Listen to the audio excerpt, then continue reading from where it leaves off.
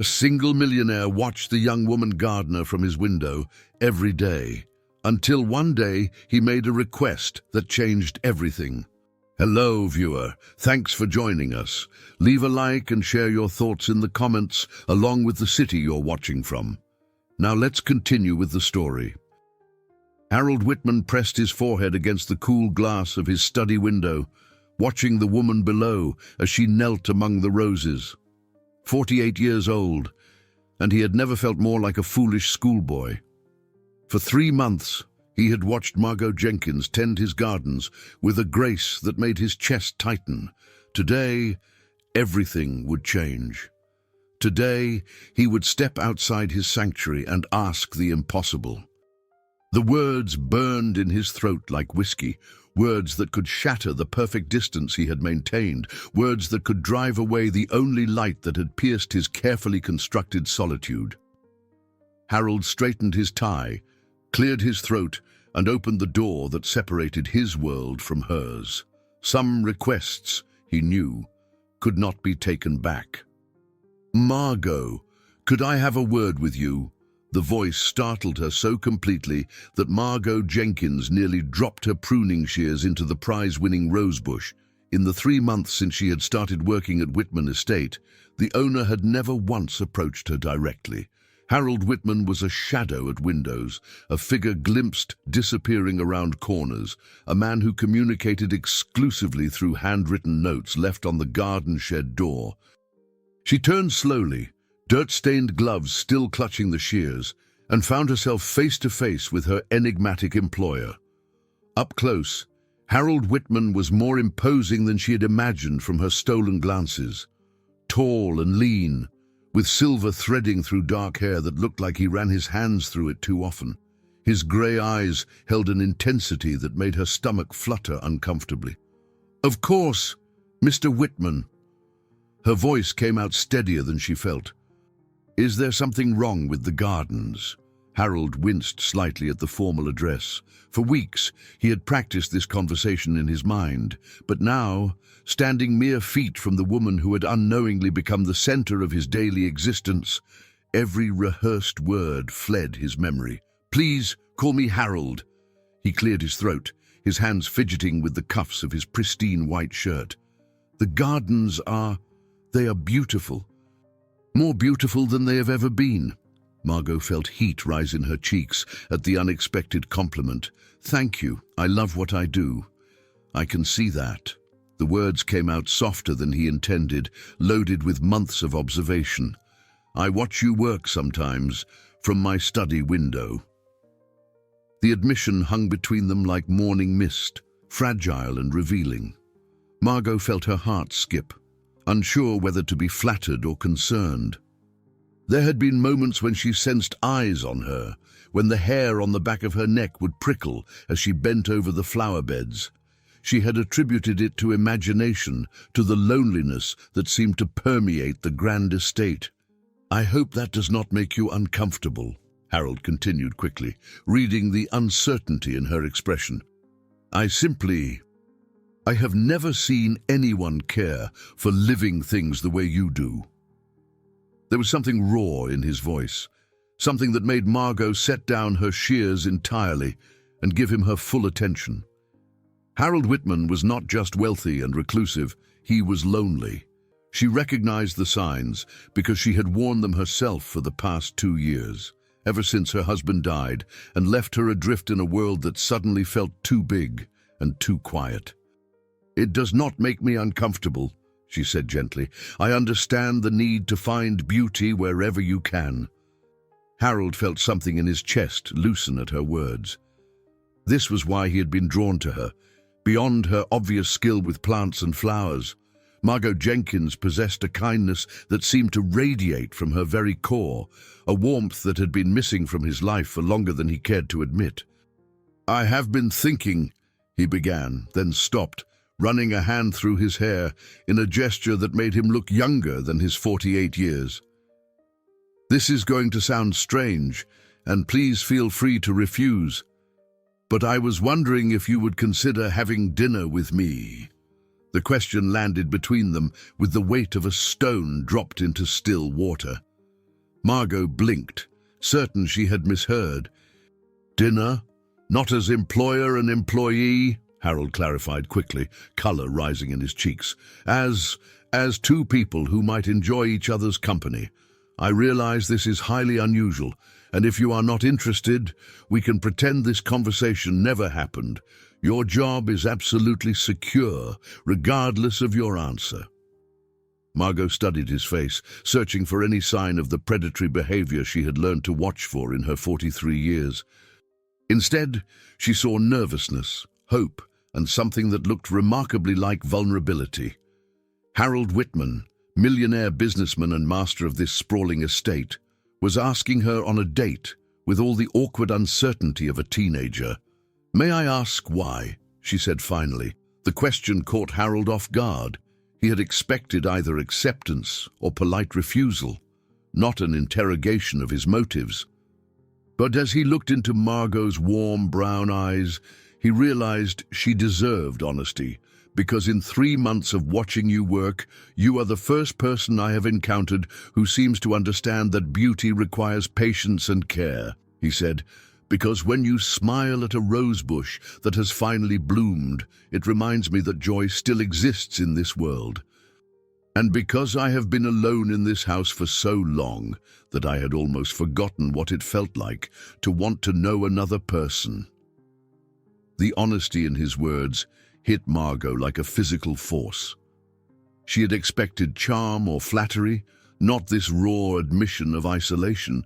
It reminded her too much of her own empty evenings, of conversations with her late husband's photograph, of the way she had thrown herself into gardening because plants, at least, responded to love and attention. "Where would we have dinner?" she asked, surprising herself. Hope flickered in Harold's eyes. "Here, if you would be comfortable with that. I could cook, or we could order something. I know it might seem strange, having dinner at your workplace, but I thought you might feel more at ease on familiar ground." It was a thoughtful gesture, one that told Margot he had considered her comfort as much as his own desires. She looked around at the gardens that had become her refuge, at the roses that knew her touch, at the man who had been watching her tend them with what she now understood was longing rather than surveillance. "All right," she heard herself say. "Yes, Harold, I would like to have dinner with you." The smile that transformed Harold's face was worth the risk she was taking. It erased years from his features and lit his grey eyes with warmth she had never seen from her glimpses of him at the windows. "Really?" "Really?" She pulled off her gardening gloves, suddenly aware of the dirt under her fingernails and the sweat staining her work shirt. "When were you thinking?" "Tonight." The word came out too eager, too hopeful, and Harold immediately tried to backtrack. "Or whenever you are available, of course." "I do not want to presume—" "Tonight sounds perfect," Margot interrupted, her own smile growing. "What time?" 7 o'clock. 7 o'clock, she agreed. They stood there for a moment, neither quite sure how to end this conversation that had changed everything between them. Finally, Harold stepped back, his hands finding his pockets. "I should let you get back to your work," he said. "And I should probably figure out what to cook for dinner." "Do you cook often?" Margot asked, curious about this man who lived alone in a house large enough for 20 people. Harold's sheepish grin was answer enough. "I'm about to find out." As Harold disappeared back into the house, Margot stood among the roses, trying to process what had just happened. The logical part of her mind catalogued all the reasons why accepting dinner with her employer was a terrible idea. The rest of her, the part that had been dormant since Thomas died, whispered that it had been too long since anyone had looked at her the way Harold Wittmann just had. She finished pruning the roses with hands that trembled slightly, her mind racing between anticipation and anxiety. What did one wear to dinner with a millionaire? What did they talk about? Her wardrobe consisted mainly of gardening clothes and a few simple dresses she wore to church and the grocery store. Nothing seemed appropriate for dining with a man who probably owned suits that cost more than her monthly salary. Inside the house, Harold was having his own crisis of confidence. He stood in his kitchen, a space designed for entertaining that he rarely used beyond making coffee and the occasional sandwich, staring at appliances that suddenly seemed foreign and intimidating. When was the last time he had cooked an actual meal for another person? When was the last time he had shared a meal with anyone at all? The answer to both questions was depressingly similar, not since Sarah had died 4 years ago. Harold forced the thought away. Sarah belonged to his past, to the man he had been before grief and guilt had driven him to this isolated estate. Tonight was about the future, about the possibility of connection he had glimpsed in Margot's gentle smile. He opened his laptop and began researching simple dinner recipes, feeling foolish but determined. How hard could it be? He had built a business empire from nothing. Surely he could manage to prepare one meal without disaster. Meanwhile, Margo had finished her workday and was standing in her small apartment above the local flower shop, staring at her reflection in the bedroom mirror, her landlady, Mrs. Peterson, had been kind enough to let her rent the space when she moved to town 2 years ago. Drawn by the promise of starting fresh somewhere, no one knew her as Poor Widow Thompson. She had chosen a simple navy dress that brought out her eyes and modest heels that would not make her tower over Harold. Her brown hair, usually pulled back in a practical ponytail for work, hung loose around her shoulders. At 43, she was no longer the young woman who had married Thomas at 22, but the mirror reflected someone who had survived loss and found strength in solitude. The thought of Thomas sent a familiar pang through her chest. Would he approve of what she was doing? Would he understand her need to reach towards something that felt like hope again? "You deserve to be happy, Maggie," she could almost hear him say, using the nickname only he had ever called her. "Do not let my dying be the reason you stop living." At 6:30, Margo walked through the estate gates with a bottle of wine she had purchased from the local store. Nothing expensive, but something to contribute to their meal. The evening air was soft and warm, carrying the scent of the flowers she had been tending all day. The house rose before her like something from a magazine, all golden stone and tall windows that glowed with warm light. Harold answered the door before she could knock, as if he had been watching for her arrival. He had changed from his earlier formal attire into dark slacks and a blue button-down shirt with the sleeves rolled up, a look that somehow made him seem both more relaxed and more attractive. "You look beautiful," he said, the words escaping before he could censor them. "Thank you." Margo felt warmth spread through her at the sincere appreciation in his voice. "You clean up pretty well yourself." The easy exchange surprised them both. Perhaps this would not be as awkward as either had feared. "I brought wine," she offered, holding up the bottle. "Perfect. I was hoping you would not mind if we ate in the kitchen rather than the formal dining room. It felt less intimidating." Harold led her through rooms that spoke of old money and careful taste, but Margo noticed touches that revealed the man beneath the wealth: books left open on side tables, a coffee mug with a chip in the handle, a throw blanket draped carelessly over an expensive sofa. These small signs of actual living made the grand house feel more like a home. The kitchen was warm and filled with the aroma of something that smelled surprisingly good. Harold had set a small table by the window with care. Cloth napkins, real flowers from her own garden arrangements, candles that cast dancing shadows on the walls. "What are we having?" Margo asked, impressed despite herself. "Chicken masala," Harold replied, pride and nervousness warring in his voice. "I may have watched 17 different YouTube videos to learn how to make it." His honesty made her laugh, a genuine sound that filled the kitchen with warmth. 17, I am honored. I wanted it to be perfect, he admitted, then caught himself. Not that I expect perfection, I just... Harold! Margot interrupted gently. Relax. I am here because I want to be here. You do not have to prove anything to me. Something in his shoulders eased at her words. He poured wine for both of them, his hands steadier now, and raised his glass. To new beginnings, he said.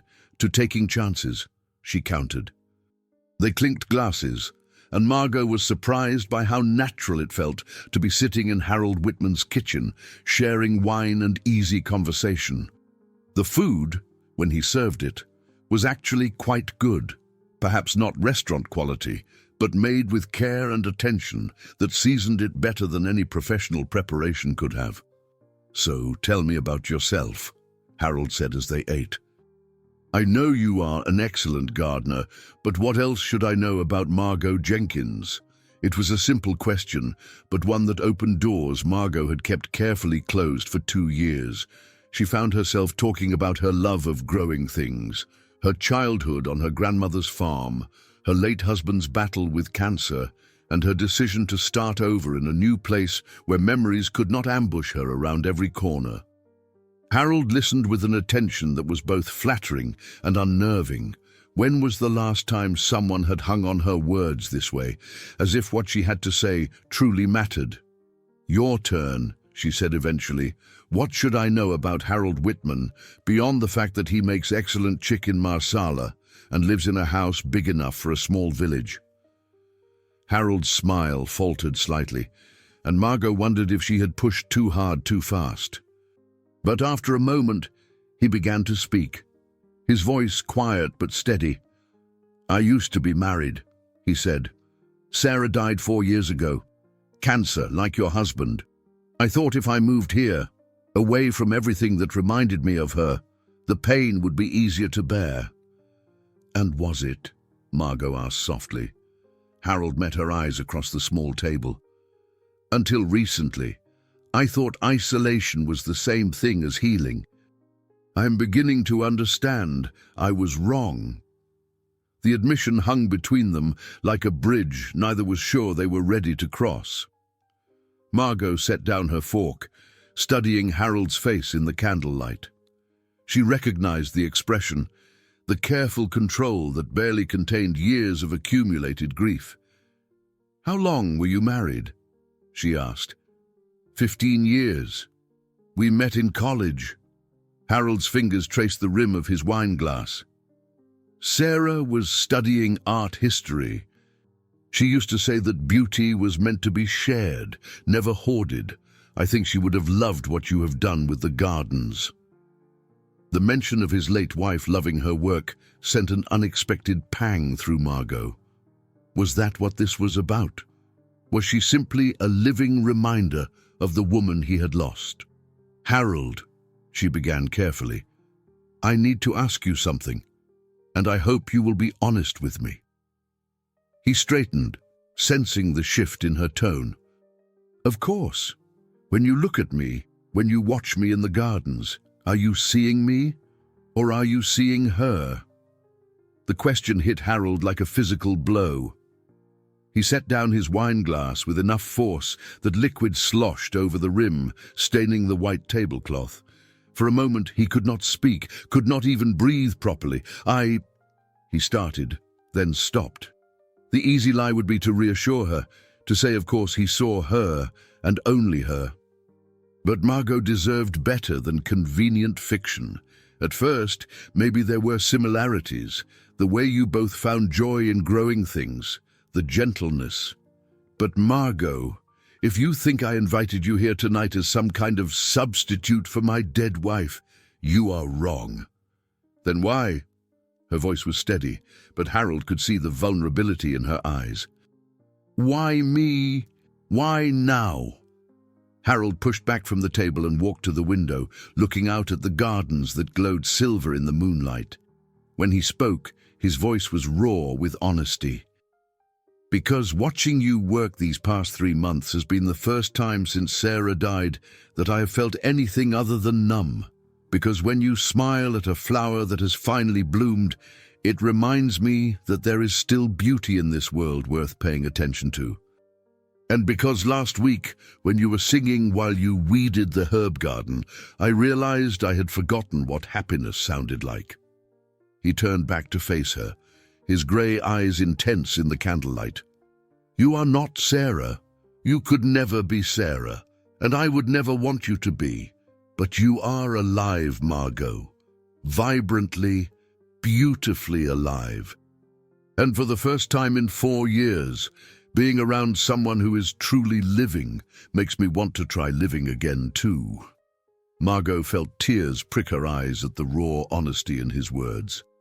She had spent 2 years convinced that her capacity for love had died with Thomas, that she was destined for a life of quiet solitude, punctuated only by the satisfaction of making beautiful things grow. But sitting here with Harold, she felt stirrings of something she had thought lost forever. "I was 22 when I married Thomas," she said quietly. "He was my college sweetheart, my first love, my only love. We had 21 years together before the cancer took him. I thought that was it for me, that I had used up my allotment of love for one lifetime." She stood and moved to the window beside Harold, close enough that she could feel the warmth radiating from his body. "But these past 3 months, knowing you were watching me work, it changed something. I started taking more care with my appearance, started wearing the perfume that had been gathering dust on my dresser. I told myself it was silly, that a man like you could never be interested in someone like me." "Someone like you?" Harold's voice held a note of disbelief. "Margo, you are extraordinary. You have turned my neglected gardens into something magical. You work with your hands and create beauty wherever you go. You have survived loss and somehow come through it with your capacity for joy intact. What could you possibly think makes you unworthy of interest?" Margot turned to face him, and suddenly they were standing mere inches apart, close enough that she could see the flecks of blue in his grey eyes. "I'm 43 years old," she said. "I have dirt under my fingernails more often than not. I drive a 15-year-old pickup truck and live in an apartment above a flower shop. You are Harold Wittmann. You have money and education and this beautiful house. We live in different worlds." Harold reached out slowly, giving her time to pull away, and cupped her face in his hands. His touch was gentle, reverent, as if she were something precious that might break. "We live in the same world," he said softly. "We have both loved and lost. We have both been lonely. We have both been afraid to hope for something more. Money and houses and social standing, none of that matters when you are lying awake at 3 in the morning, wondering if you will ever feel whole again." The truth of his words resonated through Margot like a bell. She had been so focused on their surface differences that she had almost missed the deeper connection, the recognition of shared pain and shared hope. "What are we doing, Harold?" she whispered. "I think," he said, his thumbs tracing gentle circles on her cheekbones, "we are giving ourselves permission to try again." The moment stretched between them, loaded with possibility and fear in equal measure. Then Harold stepped back, his hands falling to his sides, and Margot felt the loss of his touch like a physical ache. "I do not want to rush you," he said, "or pressure you. We can take this as slowly as you need." Margot smiled, touched by his consideration. "What if I do not want to go slowly?" The question hung in the air between them, loaded with implication. Harold's eyes darkened, but he made no move toward her. "What do you want, Margot?" It was a simple question with a complicated answer. What did she want? Safety? Comfort? The easy solitude she had built around herself like armor? Or did she want the terrifying, exhilarating possibility of feeling alive again? "I want," she said slowly, "to stop being afraid of wanting things." Harold smiled, and the expression transformed his entire face. "That sounds like a good place to start." They finished dinner with conversation that flowed as easily as the wine, sharing stories and laughter that filled the kitchen with warmth. When it came time for Margot to leave, Harold walked her to the door like a proper gentleman, but the air between them crackled with unspoken possibilities. "Thank you for tonight," Margot said as they stood on the front steps. "For the dinner, for the honesty, for taking the risk of asking me." "Thank you for saying yes," Harold replied, "for giving this a chance." "So what happens now?" she asked. Harold smiled, and in the porch light, he looked younger than his 48 years. "Now we see where this takes us." As Margot drove home, she caught herself smiling in the rearview mirror. For the first time in 2 years, she was looking forward to tomorrow. Harold woke before dawn, which was unusual for a man who typically needed 3 cups of coffee and the urgency of business calls to drag himself from bed. But this morning felt different, charged with an energy he had not experienced in years. The dinner with Margot had awakened something in him that he had thought permanently dormant: hope. He made coffee and stood at his study window, looking out at the gardens that would soon welcome her return. The memory of her laugh, the way her eyes had sparkled in the candlelight, the moment when she had allowed him to touch her face, all of it felt both vivid and dreamlike, too good to be entirely real. The rational part of his mind catalogued all the ways this could go wrong. She was his employee, which complicated things professionally. They were both carrying the weight of previous marriages, previous losses that might make it impossible to move forward cleanly.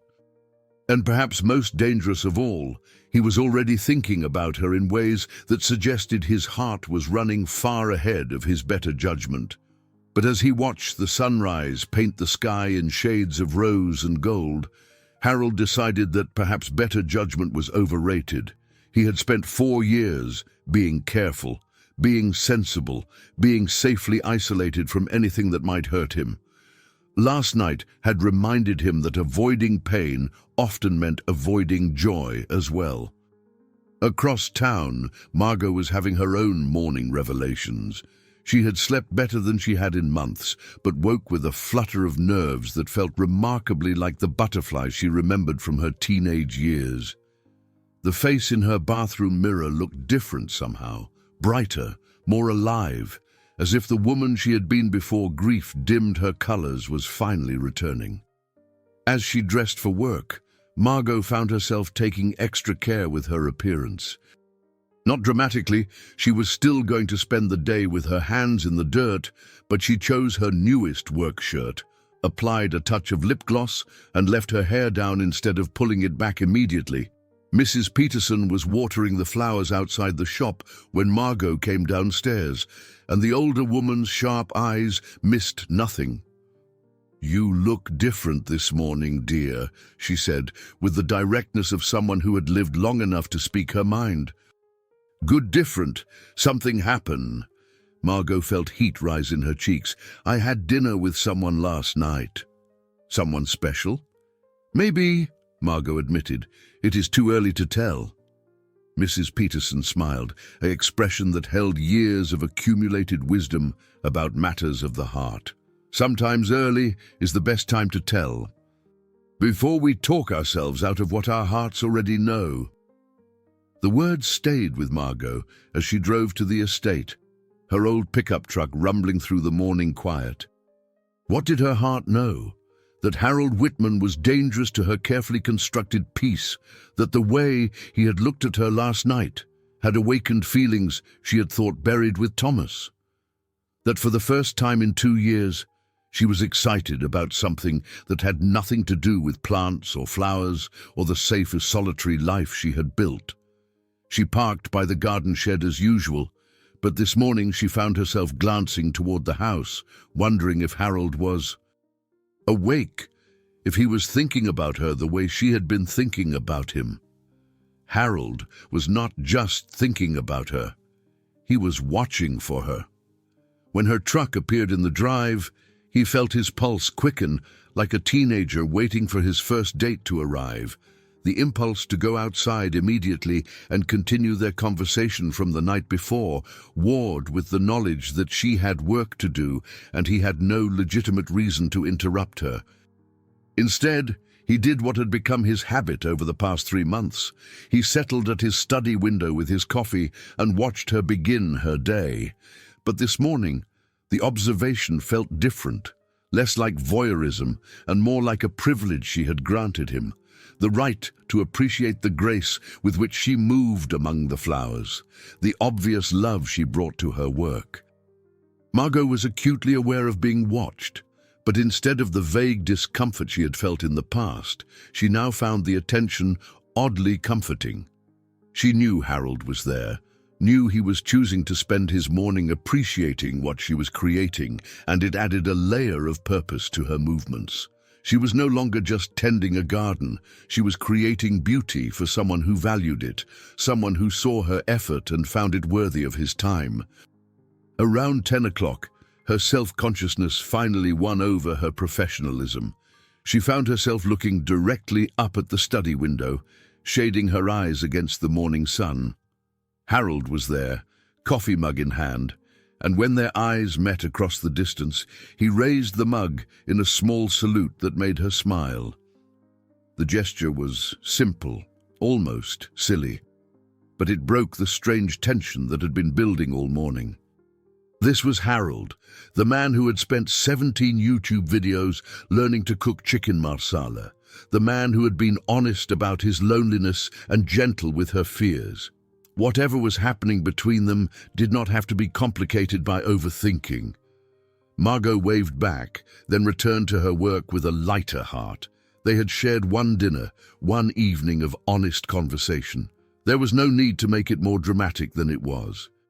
But even as she told herself to keep things in perspective, she found herself humming while she worked, the same song she had been singing the day Harold mentioned it at dinner. By noon, the temperature had risen enough that Margo needed a break from the direct sun. She was drinking water in the shade of the garden shed when Harold appeared with a tray bearing a pitcher of iced tea and 2 glasses. "I thought you might be getting thirsty," he said, setting the tray on the small table she used for her tools. "Thank you." She accepted the glass he offered, their fingers brushing in the exchange. The brief contact sent a little shock through both of them, a reminder of the electricity that had sparked between them the night before. "This is perfect." They stood in comfortable silence for a moment, drinking tea and looking out at the garden that had brought them together. Finally, Harold cleared his throat. "I wanted to thank you again for last night," he said. "I know it was probably strange, having dinner with your employer." "It was strange," Margo agreed, "but good strange. I enjoyed myself more than I have in a long time. Good enough to do it again?" The question was asked lightly, but Margo could hear the uncertainty underneath. Harold Wittmann, for all his success and confidence in business, was as unsure about personal relationships as she was. "Yes," she said simply, "I would like that very much." Relief flickered across Harold's features. "Tonight? Tomorrow? I do not want to seem too eager, but I also do not want to play games." Margo smiled at his honesty. "Tonight sounds perfect. But this time, let me cook for you." The offer to cook dinner caught Harold off guard. In his experience, relationships followed predictable patterns. Men pursued, women allowed themselves to be pursued. Roles were clearly defined by social expectations and financial resources. But Margot was rewriting those rules with the same quiet confidence she brought to everything else. "You want to cook for me?" he asked, as if the concept required translation. "Why do you sound so surprised? I have been feeding myself for 43 years. I think I can manage one more person." "It is not that," Harold said quickly. "I just thought, given the circumstances." "You mean, given that you are wealthy and I work for you?" There was no bitterness in her voice, just directness that cut through his stammering. "I did not mean it like that." "I know you did not," Margot set down her iced tea and turned to face him fully. "But Harold, if we are going to explore whatever this is between us, we need to establish something right now. I am not looking for someone to take care of me financially. I have been supporting myself since I was 18, and I have no intention of stopping now." The quiet strength in her voice reminded Harold why he had been drawn to her in the first place. Margot Jenkins was not impressed by his money or intimidated by his status. She valued authenticity over affluence, and she was offering him the gift of being seen for who he was, rather than what he owned. "Where would you like to cook this dinner?" he asked. "My apartment. It is small, but it is mine. And Mrs. Peterson makes the best apple pie in 3 counties. I might be able to convince her to contribute dessert." The thought of Harold Wittmann in her tiny apartment above the flower shop was both thrilling and terrifying. Her living space was a far cry from his elegant estate, 2 rooms furnished with pieces she had bought second-hand, walls decorated with photographs of flowers rather than expensive art. But it was honest, and if they were going to move forward, honesty seemed like the best foundation. "What time should I be there?" Harold asked. 7. And Harold?" She touched his arm lightly, a gesture that sent warmth spreading through his chest. "Dress casually. My dining room is also my living room, and the chairs are more comfortable than formal." After Harold returned to the house, Margot found it impossible to concentrate on her work. The roses she was pruning might as well have been plastic for all the attention she was paying them. Instead, her mind raced through menu possibilities and worried about whether her small space would feel cramped rather than cozy to a man accustomed to luxury. She left work early, claiming a doctor's appointment she did not have, and spent the afternoon grocery shopping with the focused intensity of a general planning a military campaign. She settled on her grandmother's recipe for pot roast, comfort food that would fill her apartment with the kind of welcoming aromas that made any space feel like home. Mrs. Peterson, as predicted, was delighted to contribute dessert when she learned about the dinner guest. "Harold Wittmann, you said?" The older woman's eyebrows rose with interest. "I wondered when someone would catch that man's attention. He has been walking around town for 3 years looking like he lost something important." "What do you mean?" "Grief has a look, dear. So does loneliness. But lately, when I have seen him at the market or the post office, there has been something different about him. Lighter. Now I know why."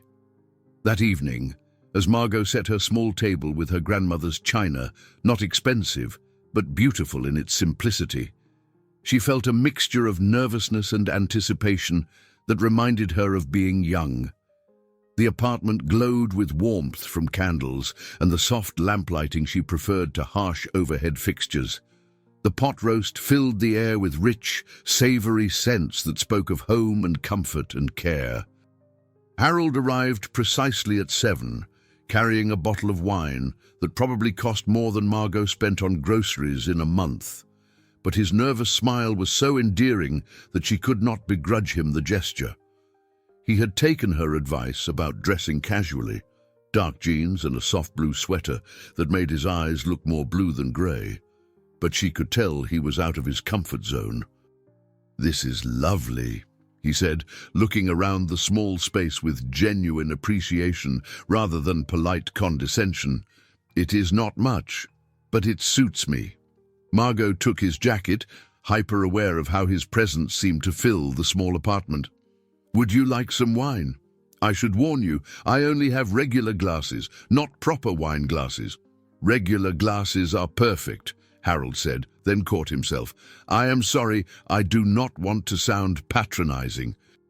This is the first time I have been in someone's home in years. Actual home, not just a place to live." The distinction touched Margot more than expensive wine ever could. "What makes the difference?" Harold looked around the apartment again, taking in the photographs on the walls, the books stacked on every available surface. the small touches that spoke of a life lived with intention and care. "You can feel that someone lives here," he said finally. "Really lives, not just exists.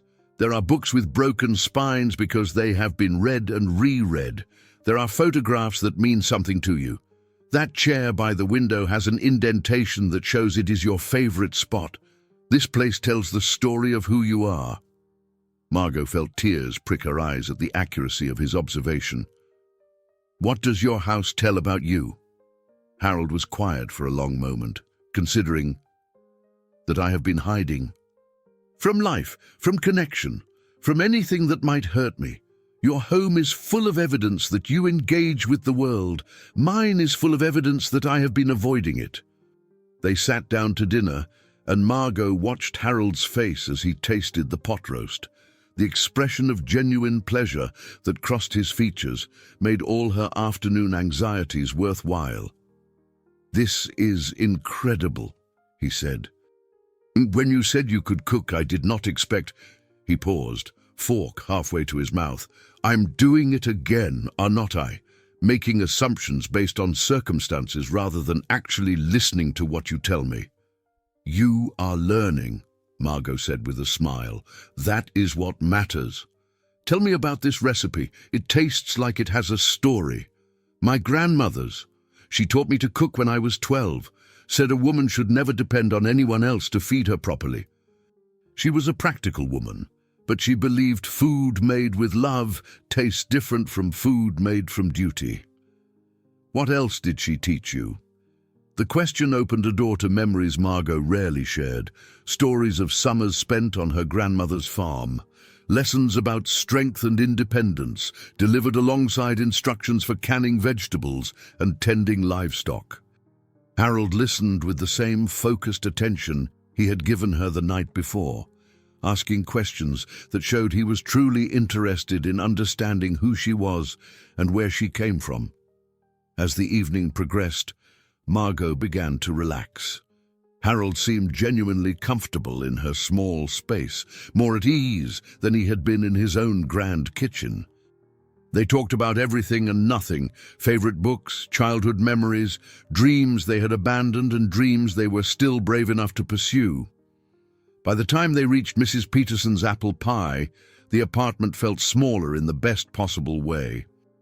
Harold had moved his chair closer to hers under the pretense of sharing the dessert, and Margot was acutely aware of his proximity, the warmth of his body, the subtle scent of his cologne, the way his eyes seemed to focus on her mouth when she spoke. "This pie is extraordinary," Harold said, though he had barely touched his slice. "You will have to give Mrs. Peterson my compliments." "I will. She will be thrilled. I think she has been trying to matchmake since the day I moved in." Margot set down her fork, suddenly too nervous to eat. "She has very strong opinions about people who spend too much time alone." "Smart woman." Harold's voice was softer now, intimate in the candle-lit space. "I have spent 4 years proving her point." The admission hung between them, loaded with the weight of shared solitude and the possibility of shared healing. Margot found herself studying Harold's face in the flickering light, memorizing the lines around his eyes, the silver threading through his dark hair, the mouth that had spoken such honest words over the past 2 evenings. "Harold," she began, then lost her nerve. "What is it?" "I keep waiting for the other shoe to drop," she admitted. "For you to realize that this, us, is a terrible idea. For me to remember all the reasons why getting involved with my employer is the kind of mistake sensible women do not make." Harold reached across the small table and covered her hand with his. The contact sent electricity shooting through both of them, but neither pulled away. "And have you remembered all those reasons?" "Yes." Her voice was barely above a whisper. "But I am discovering that I do not care about being sensible anymore." The words seemed to release something in Harold that he had been holding carefully in check all evening. His thumb traced across her knuckles in a gesture so tender it made her breath catch. "I have not kissed anyone since Sarah died," he said quietly. 4 years. I thought I had forgotten how, or lost the desire entirely.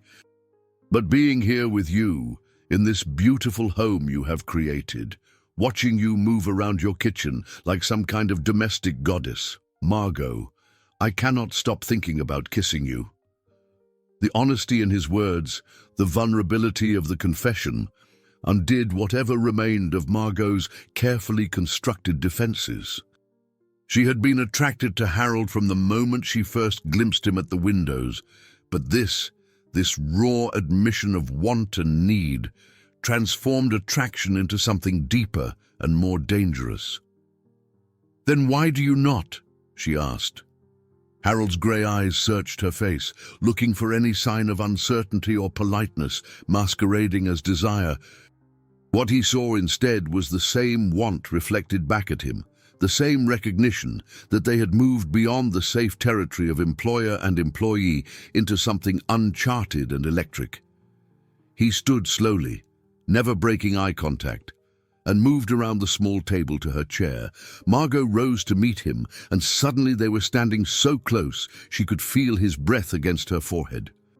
"Are you sure?" he asked, his hands coming up to frame her face the way he had the night before. "I have not been sure of anything in 2 years," Margot whispered. "But I am sure of this." Harold leaned down slowly, giving her every opportunity to change her mind, to step back, to remember all those sensible reasons why this was complicated. Instead, Margot rose on her toes to meet him halfway, and their lips finally touched in a kiss that was gentle and desperate all at once. The first contact was soft, questioning, a tentative exploration of possibility, but when Margot's hands came up to rest against Harold's chest, when she made a small sound of pleasure against his mouth, something shifted between them. Harold deepened the kiss, his arms coming around her waist to pull her closer, and Margot responded with an enthusiasm that surprised them both. When they finally broke apart, both were breathing hard, foreheads pressed together in the intimate aftermath of that first connection. "Oh," Margot breathed, her hands still fisted in Harold's sweater. "Yes," Harold agreed, his voice rough with emotion. "Definitely, oh." They stood like that for a moment, holding each other in the candle-lit kitchen, both struggling to process the intensity of what had just happened. The kiss had been more than either had expected, not just physical attraction, but recognition, connection, the sense of finding something they had not even realized they were searching for. "I should probably go," Harold said eventually, though he made no move to release her. "Probably," Margot agreed, though her arms tightened around him. Neither of them moved. The smart thing, the sensible thing would be to end the evening now, before they moved beyond kisses into territory that would complicate everything. But sensible had gotten them both 4 years and 2 years of loneliness, respectively. Perhaps it was time to try something different. "Or," Margot said carefully, "you could stay for coffee." Harold pulled back to look at her, searching her face for any sign that the offer was made out of politeness rather than genuine desire. What he saw in her brown eyes was the same mixture of nervousness and want that he felt in his own chest. "Just coffee?" he asked. "Just coffee," she confirmed, "and maybe more conversation. I am not ready for this evening to end." "Neither am I." They moved to the small sofa, sitting close enough to touch, but not quite touching, like teenagers navigating the complex etiquette of new attraction. Harold accepted the coffee Margot brought him, though his attention was entirely focused on the woman beside him rather than the beverage. "This is strange," Margot said, curling her legs under her on the sofa. "Good strange, but strange." "What part?" "All of it. 3 days ago, you were the mysterious man at the window. Now you're sitting in my living room, and I'm thinking about kissing you again." Harold set down his coffee cup with deliberate care. only thinking about it. The question was asked lightly, but Margot could hear the deeper uncertainty underneath. For all his success and confidence in other areas of his life, Harold was as unsure about this new territory as she was. "Well," she said, sliding closer to him on the sofa, "thinking is overrated. This time, when they kissed, there was no hesitation, no careful testing of boundaries." Margot melted against Harold's chest, her hands tangling in his hair, while he held her as if she were something precious and fragile and infinitely worth protecting. The kiss deepened, became hungrier, spoke of months of watching and wanting and wondering what it would be like to touch and be touched again. When they broke apart this time, Harold's sweater was rumpled and Margot's hair had escaped its careful styling, but neither seemed to care about appearances. "I should definitely go now," Harold said, his voice rough with want. "Yes," Margot agreed, then kissed him again anyway. They were in trouble, and both of them knew it. Harold did not go home that night, though they both maintained the fiction that he would until nearly midnight. Instead, they sat on Margot's small sofa, talking and kissing and discovering the peculiar magic of adult attraction, uncomplicated by youthful inexperience or the desperate urgency of first love. This was different, deeper, more intentional, weighted with the knowledge of how rare it was to find genuine connection with another person. By the time Harold finally left, the sky was beginning to lighten with the first hints of dawn, and both of them were past the point of pretending this was a casual attraction that could be easily managed or contained. "This changes things," Harold said, as they stood at Margot's door, her hand still caught in his. "Everything," she agreed. "Your job is still my job," Margot interrupted firmly. "Harold, whatever happens between us personally, I still need to work. I still need to support myself. We have to find a way to keep those parts of our lives separate." Harold nodded, though the practical complications made his head spin. How did you maintain professional boundaries with someone you had spent the night kissing? How did you pretend indifference to a woman whose laugh had become the soundtrack to your contentment? "We will figure it out," he said, though he had no idea how. "Yes," Margot said, rising on her toes to press one last soft kiss to his mouth. "We will." The next morning brought the first test of their resolve to keep personal and professional separate. Margot arrived at the estate at her usual time, determined to behave normally, despite the fact that every cell in her body was hyper-aware of Harold's presence in the house. She threw herself into her work with extra intensity, attacking a section of overgrown shrubs that had been on her to-do list for weeks. Harold, meanwhile, was discovering that watching Margot work had taken on an entirely different quality now that he knew how she felt in his arms, now that he had tasted her mouth and felt her hands in his hair. The careful distance he had maintained for months was impossible to reclaim. Every glimpse of her through the window sent heat shooting through him, and he found himself unable to concentrate on the business calls and emails that normally commanded his complete attention. By 10 o'clock, both of them were struggling. Margot had pruned the same rosebush 3 times, and Harold had read the same contract paragraph 6 times without absorbing a single word. The careful professionalism they had agreed to maintain felt artificial and unsustainable. The breaking point came when Margot bent to collect fallen branches, and Harold appeared beside her with a pair of work gloves and a determined expression. "Let me help," he said. "You do not need to.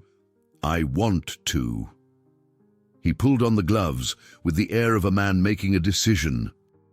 "I want to understand what you do out here, want to learn what makes you so passionate about all of this." Margot studied his face, seeing the genuine curiosity beneath the obvious desire to be close to her. "You will get dirty." "I hope so." The smile that accompanied his words made her stomach flutter, but she handed him a pair of pruning shears anyway. If Harold Wittmann wanted to learn about gardening, she was certainly qualified to teach him. Start with the deadheading, she instructed, pointing to the roses that needed spent blooms removed. Cut just above the first 5-leaflet leaf at an angle that slopes away from the center of the plant. Harold followed her instructions with the careful attention he brought to everything important to him, asking questions about plant health and growing cycles that showed he was genuinely interested rather than simply looking for excuses to be near her. Margot found herself relaxing as they worked side by side, the familiar rhythm of garden tasks providing a framework for the new dynamic between them. "Why roses?" Harold asked as they moved to the next bush. "Of all the flowers you could specialize in, why these?" "They are complicated," Margot said, stripping away diseased leaves with practiced efficiency. "Beautiful but demanding. They reward attention and care, but they also forgive mistakes if you learn from them. They seem like good metaphors for most worthwhile things in life." Harold paused in his work to look at her, struck by the wisdom in her observation. "Including relationships? Especially relationships." She met his eyes across the rosebush they were sharing. "The best ones require patience and commitment and the willingness to keep trying even when things get difficult." The conversation was interrupted by the sound of a car in the driveway. Harold straightened, automatically moving away from Margot as a sleek black sedan pulled up to the front of the house. Even from a distance, Margot could see that the vehicle screamed money and importance. "Are you expecting someone?" she asked. Harold's expression had gone carefully neutral, the relaxed man who had been learning to deadhead roses replaced by the successful businessman she glimpsed in his more formal moments. "My business partner," he said. "Richard Carlyle. I was not expecting him, which probably means there is some crisis that requires immediate attention." A tall man in an expensive suit emerged from the sedan, his gaze immediately finding Harold among the garden beds. Even from a distance, Margot could see his surprise at finding Harold Wittmann working in the dirt beside the hired help. "Harold!" Richard called, striding toward them with the confident bearing of someone accustomed to being the most important person in any room. "I have been trying to reach you all morning. We need to discuss the Morrison contract immediately." Harold pulled off his work gloves with deliberate care, his expression revealing nothing of the frustration Margot suspected he was feeling at the interruption. "Richard, this is Margot Jenkins, our gardener." "Margot, Richard Carlyle, my business partner." The introduction was perfectly polite and completely impersonal, offering no hint of the intimacy that had developed between them. Margot understood the necessity. Harold's business relationships were not her concern, and their personal relationship was too new and fragile to withstand outside scrutiny, but the sudden distance still stung. "Nice to meet you," she said, pulling off her own gloves. Richard acknowledged her with the kind of distracted politeness wealthy people reserved for service providers, his attention already focused entirely on Harold. "We really do need to talk," he said urgently. "The Morrison people are threatening to pull out of the deal entirely unless we can address their concerns about the environmental impact assessments." Harold nodded, his businessman facade now completely in place. "Of course. Let me wash up and we can discuss it in my study." He turned to Margot, and for just a moment, his professional mask slipped enough to reveal regret and apology. "Thank you for the gardening lesson," he said formally. "I found it very educational." The words were innocuous enough, but the look in his eyes conveyed everything he could not say in front of Richard, that he was sorry for the interruption, that he wanted to continue both the work and the conversation, that this sudden return to formal roles felt as wrong to him as it did to her. "You are a quick learner," Margot replied, matching his tone while letting her own eyes convey understanding and patience. As Harold walked toward the house with Richard, Margot heard fragments of urgent business discussion, reminders of the world Harold inhabited when he was not learning to prune roses or sitting in her small apartment sharing pot roast and confidences. It was a world that had no place for gardeners who lived above flower shops, a world where personal relationships were secondary to profit margins and contractual obligations. Standing alone among the roses they had been tending together, Margot felt the first real stirring of doubt about what they were attempting. Harold had been honest about his wealth and status, but seeing him slip so effortlessly back into that world made the distance between them feel more daunting than ever. Inside the house, Harold was struggling with his own doubts as Richard outlined the crisis that had brought him racing to the estate. But his attention kept drifting to the window, to the woman who was continuing their shared work alone, and he realized that no business emergency felt as urgent as the need to return to her side. The business meeting stretched into the afternoon, leaving Margot to finish the garden work alone, while the sound of heated discussion drifted occasionally from Harold's study. She tried to focus on her tasks, but the contrast between the intimate morning they had shared and the sudden reminder of their different social positions left her feeling unsettled and exposed. When Richard finally emerged from the house 3 hours later, his expression was grim and Harold nowhere to be seen. The businessman paused beside Margot as she watered the herb garden, his calculating gaze taking in her work clothes and dirt-stained hands with barely concealed distaste. "You have been working here long?" he asked, the question seeming casual but loaded with undertones Margot could not quite identify. 3 months, she replied carefully. "Harold seems quite taken with your work. He was describing your gardening techniques in considerable detail." Richard's smile did not reach his eyes, though I must say I was surprised to find him working alongside the staff. That is rather unusual behavior for Harold. The comment felt like a warning disguised as small talk, and Margot understood that Richard had noticed more during his brief observation than she had realized. The successful businessman who had built an empire alongside Harold was nobody's fool, and he had clearly sensed something different about his partner's interaction with the gardener. "Mr. Wittmann takes an active interest in maintaining his property," Margot said diplomatically. "Yes, he does." Richard's tone suggested layers of meaning she was not privy to. "Harold has always been very particular about protecting his investments. I do hope he continues to exercise the same careful judgment he has always shown in business matters." The thinly veiled threat made Margot's stomach clench, but she kept her expression neutral.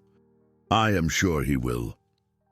Richard nodded curtly and strode to his car, leaving Margot standing among the herbs with the distinct feeling that she had just been evaluated and found wanting.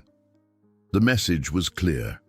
She was seen as a potential threat to Harold's focus and judgment, someone who needed to be watched and possibly eliminated if she became too much of a distraction. Harold appeared at her side moments after Richard's car disappeared down the drive, his face tight with frustration and something that looked like embarrassment. "I apologize for that," he said without preamble. "Richard can be intense about business matters." "What did you tell him about us?" Margot asked directly. Harold ran a hand through his hair, a gesture she was learning indicated stress or uncertainty. "Nothing specific. But he noticed that I was more relaxed than usual, more distracted from work concerns. Richard has known me for 15 years. He can read my moods better than anyone. And he does not approve of whatever he thinks he detected. Richard believes that personal relationships are liabilities when it comes to business success. He has seen too many partnerships dissolve because someone got emotionally involved and lost their edge." Harold's voice carried the weight of old arguments and fundamental disagreements. "He is not wrong about the risks, but he fails to understand that some things are worth the risk." Margot appreciated Harold's honesty, but Richard's visit had highlighted complications she had been trying to ignore. Their relationship was not happening in a vacuum. It had the potential to affect Harold's business relationships, his professional reputation, and the carefully ordered life he had built since his wife's death. "Maybe he has a point," she said quietly. "Maybe we are moving too fast, complicating things unnecessarily." Harold stepped closer, his grey eyes intense in the afternoon sunlight. "Are you having second thoughts?" The question was asked quietly, but Margot could hear the vulnerability underneath. Harold was as new to this as she was, as uncertain about navigating the treacherous waters of middle-aged romance while managing the practical complications of their different circumstances. "I am having realistic thoughts," she said, "about what happens when your business associates decide I am a bad influence. About what happens to my job if this thing between us goes wrong. About whether we are being smart or just self-indulgent." Harold was quiet for a long moment, considering her words with the same careful attention he brought to important business decisions. When he spoke, his voice was measured but determined. "You are right to be concerned about the practical implications. But Margot, I have spent 4 years being careful, being smart, protecting myself from any possibility of emotional risk. It has kept me safe, but it has also kept me half alive." He reached for her hand, intertwining their fingers despite the possibility that someone might see them from the road or neighboring properties. "I am not asking you to ignore the complications. I'm asking you to decide whether what we have found together is worth working through them." Before Margo could respond, the sound of another vehicle in the drive made them both step apart quickly. This time, it was a familiar pickup truck that Margo recognized immediately, Mrs. Peterson's ancient Ford, driven today by the older woman's nephew, Jake, who helped with deliveries for the flower shop. "Miss Jenkins?" Jake called as he climbed out of the truck. "Aunt Ruth sent me to find you. She says there is some kind of emergency at the shop that needs your attention right away." Margot felt her heart sink. Emergencies at the flower shop usually meant broken pipes, electrical problems, or other crises that could threaten both her living space and her secondary source of income. The timing felt particularly cruel, just when she and Harold were trying to navigate the complexities Richard's visit had highlighted. "What kind of emergency?" she asked. "Something about water damage in the back room where you keep the supplies. She said it is pretty bad." Margot looked at Harold apologetically. "I have to go. If there is water damage, it could affect my apartment upstairs. And tomorrow is Saturday. We have 3 wedding arrangements that need to be completed." "Of course," Harold said immediately. "Go. Do what you need to do." "I can drive you," Jake offered. "Aunt Ruth said to bring you back as quickly as possible." Margot hesitated, caught between professional obligation and personal desire. The conversation with Harold felt unfinished, hanging at a crucial point where decisions needed to be made about their future. But Mrs. Peterson had been kind to her when she needed help most, and the flower shop provided essential supplemental income she could not afford to lose. "I will call you later," she told Harold. "When I know how serious the damage is. Or I could come by the shop," Harold suggested, "if you need help with anything." The offer was sweet, but Margot could imagine Mrs. Peterson's reaction to Harold Wittmann appearing at the flower shop in the midst of a crisis. The older woman was already far too interested in Margot's personal life, and Harold's presence would provide enough gossip fuel to last months. "Let me assess the situation first," she said diplomatically. "I will let you know." As Jake's truck pulled away from the estate, Margot watched Harold grow smaller in the rear window and wondered if every step forward in their relationship would be accompanied by 2 steps backward, courtesy of outside complications. Between Richard's obvious disapproval and now this crisis at the shop, it felt like the universe was testing their resolve before they had even figured out what they were resolving to do. The flower shop emergency turned out to be as serious as Mrs. Peterson had indicated. A pipe had burst in the back room overnight, flooding the space where they stored ribbons, vases, and other essential supplies. The water had also seeped into the foundation of the building, creating concerns about structural damage that could affect Margot's apartment. "I am so sorry, dear," Mrs. Peterson said as they surveyed the soggy mess. "The plumber says it will take at least a week to dry everything out properly and assess the full extent of the damage. I'm afraid your apartment might not be habitable during the repairs." Standing ankle-deep in water-damaged flower arrangements, Margot felt the fragile optimism of the past few days crumble around her like soggy petals.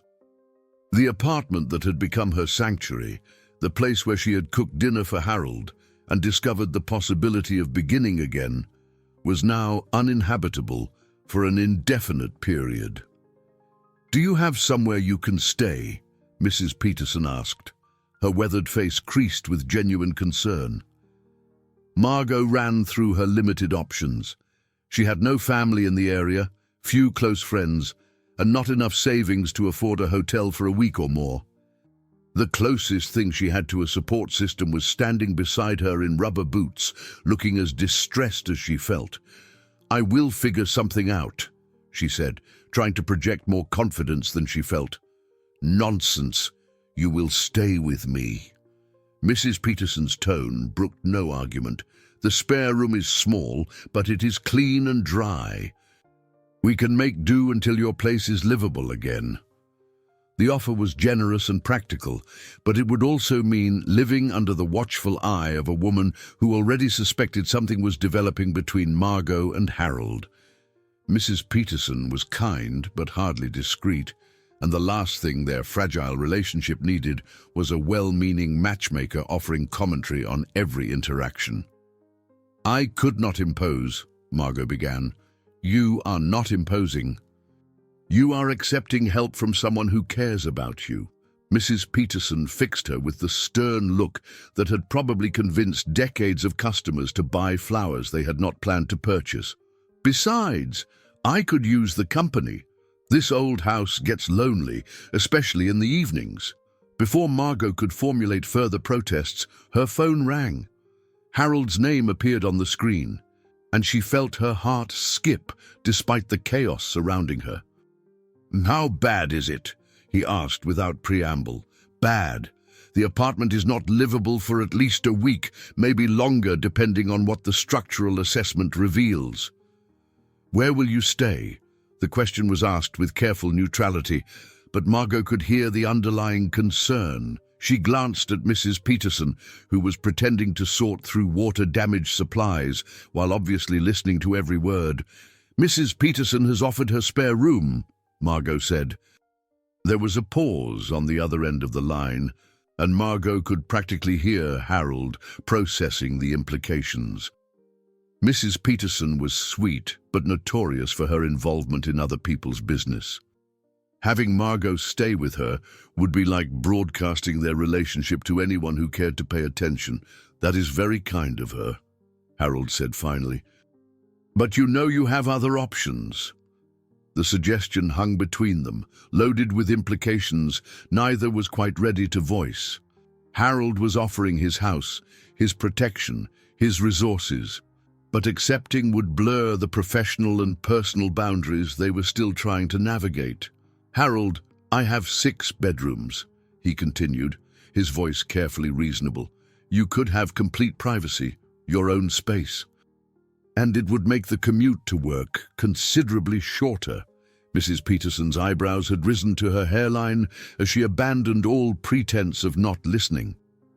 Margot could see the older woman processing this new information with the focused attention of someone who had just received confirmation of her most interesting suspicions.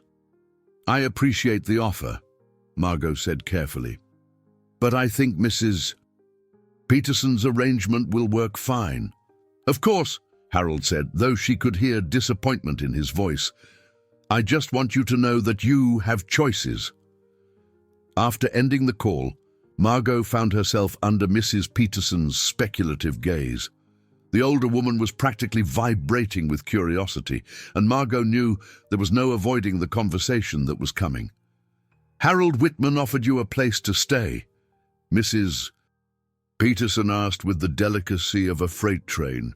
"He was being kind. He has a large house." "Indeed he does, and apparently a large interest in your welfare." Mrs. Peterson's eyes twinkled with the satisfaction of someone whose matchmaking instincts had been proven correct. "How long has this been going on?" Mrs. Peterson, "Do not try to deflect, dear. I have been watching the signs for weeks.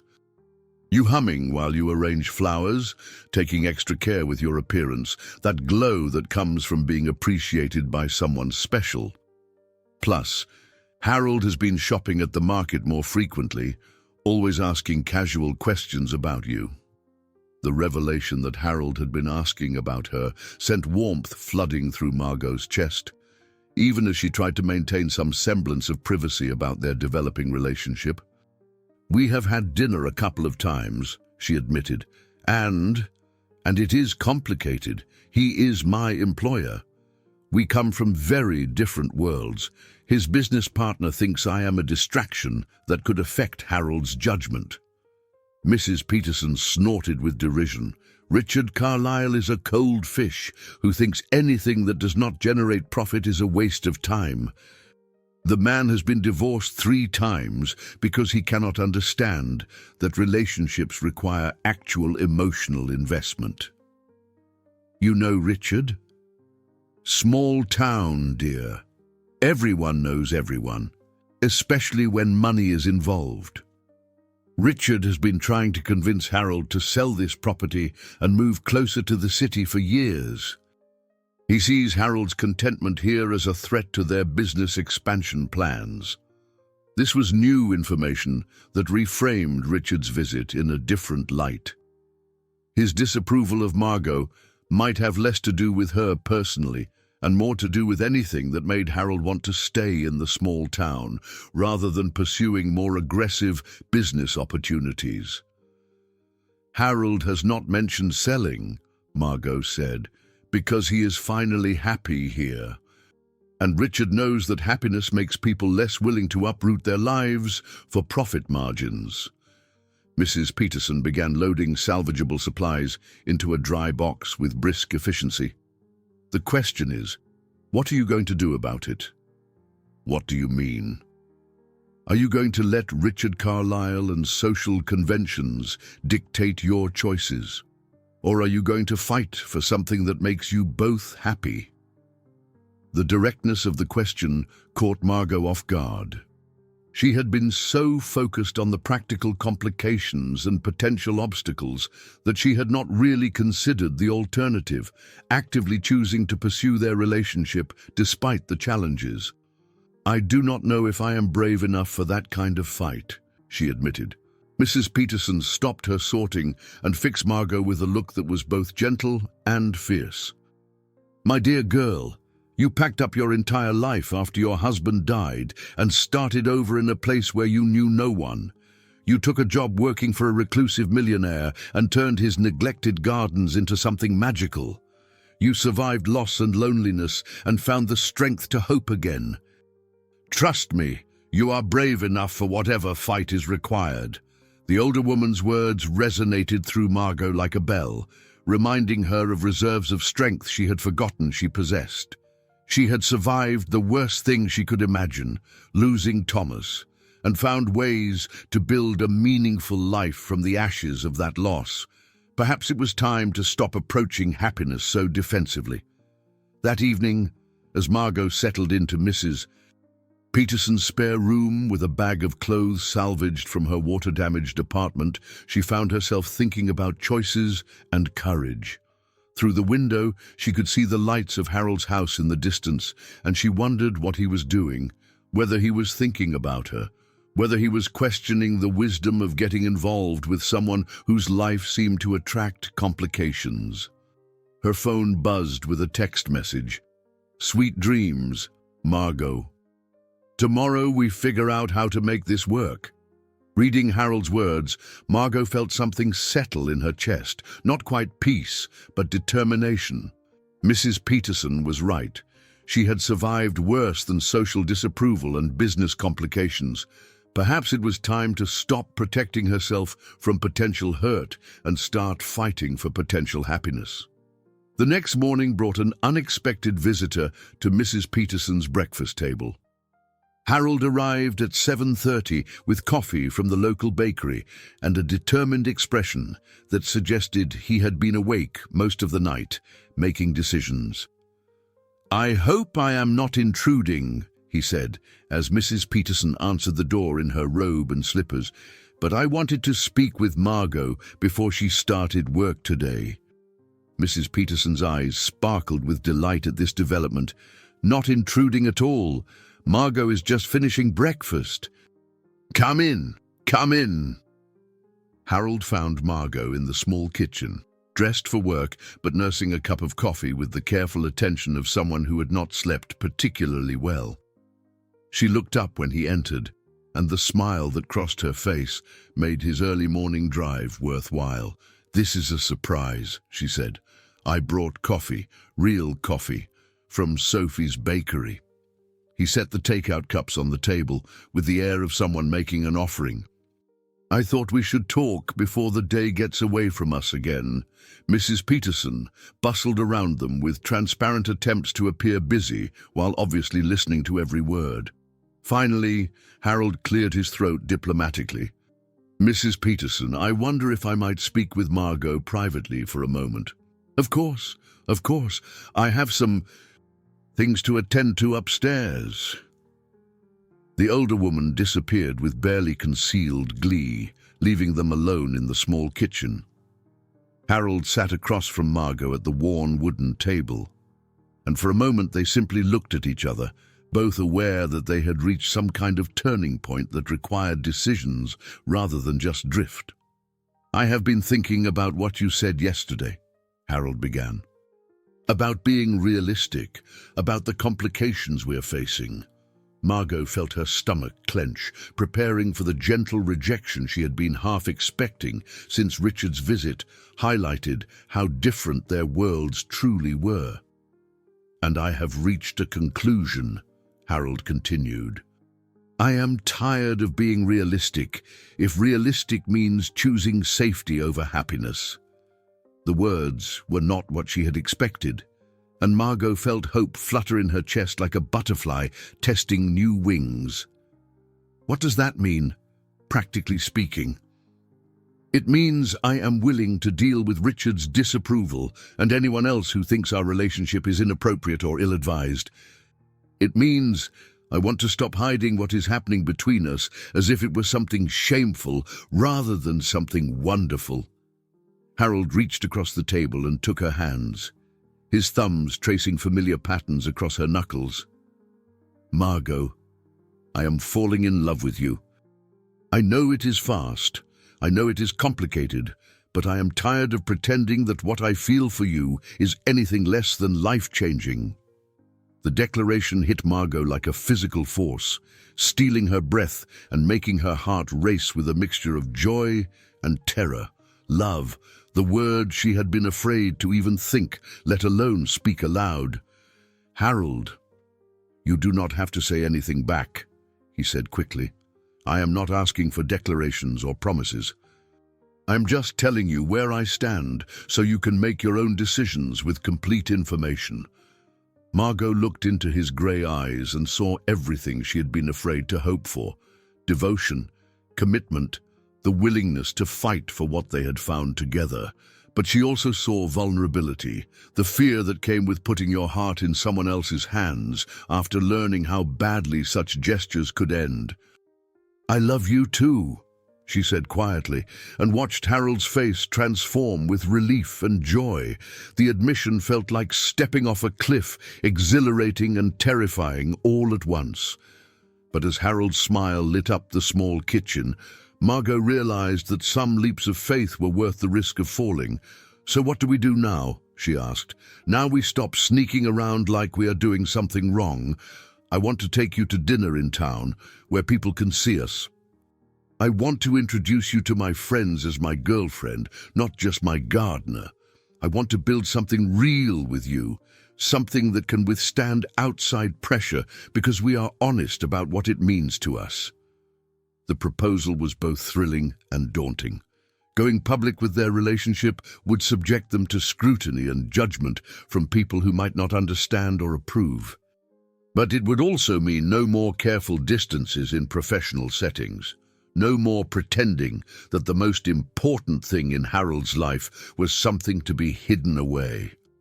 "What about Richard? What about your business?" "Richard will adapt, or he will not. Our partnership has survived worse disagreements than this." Harold's voice carried a confidence that suggested he had given serious thought to potential consequences. "As for the business, I've been coasting on automatic pilot for years. Maybe it is time I remembered that work should support life, not replace it."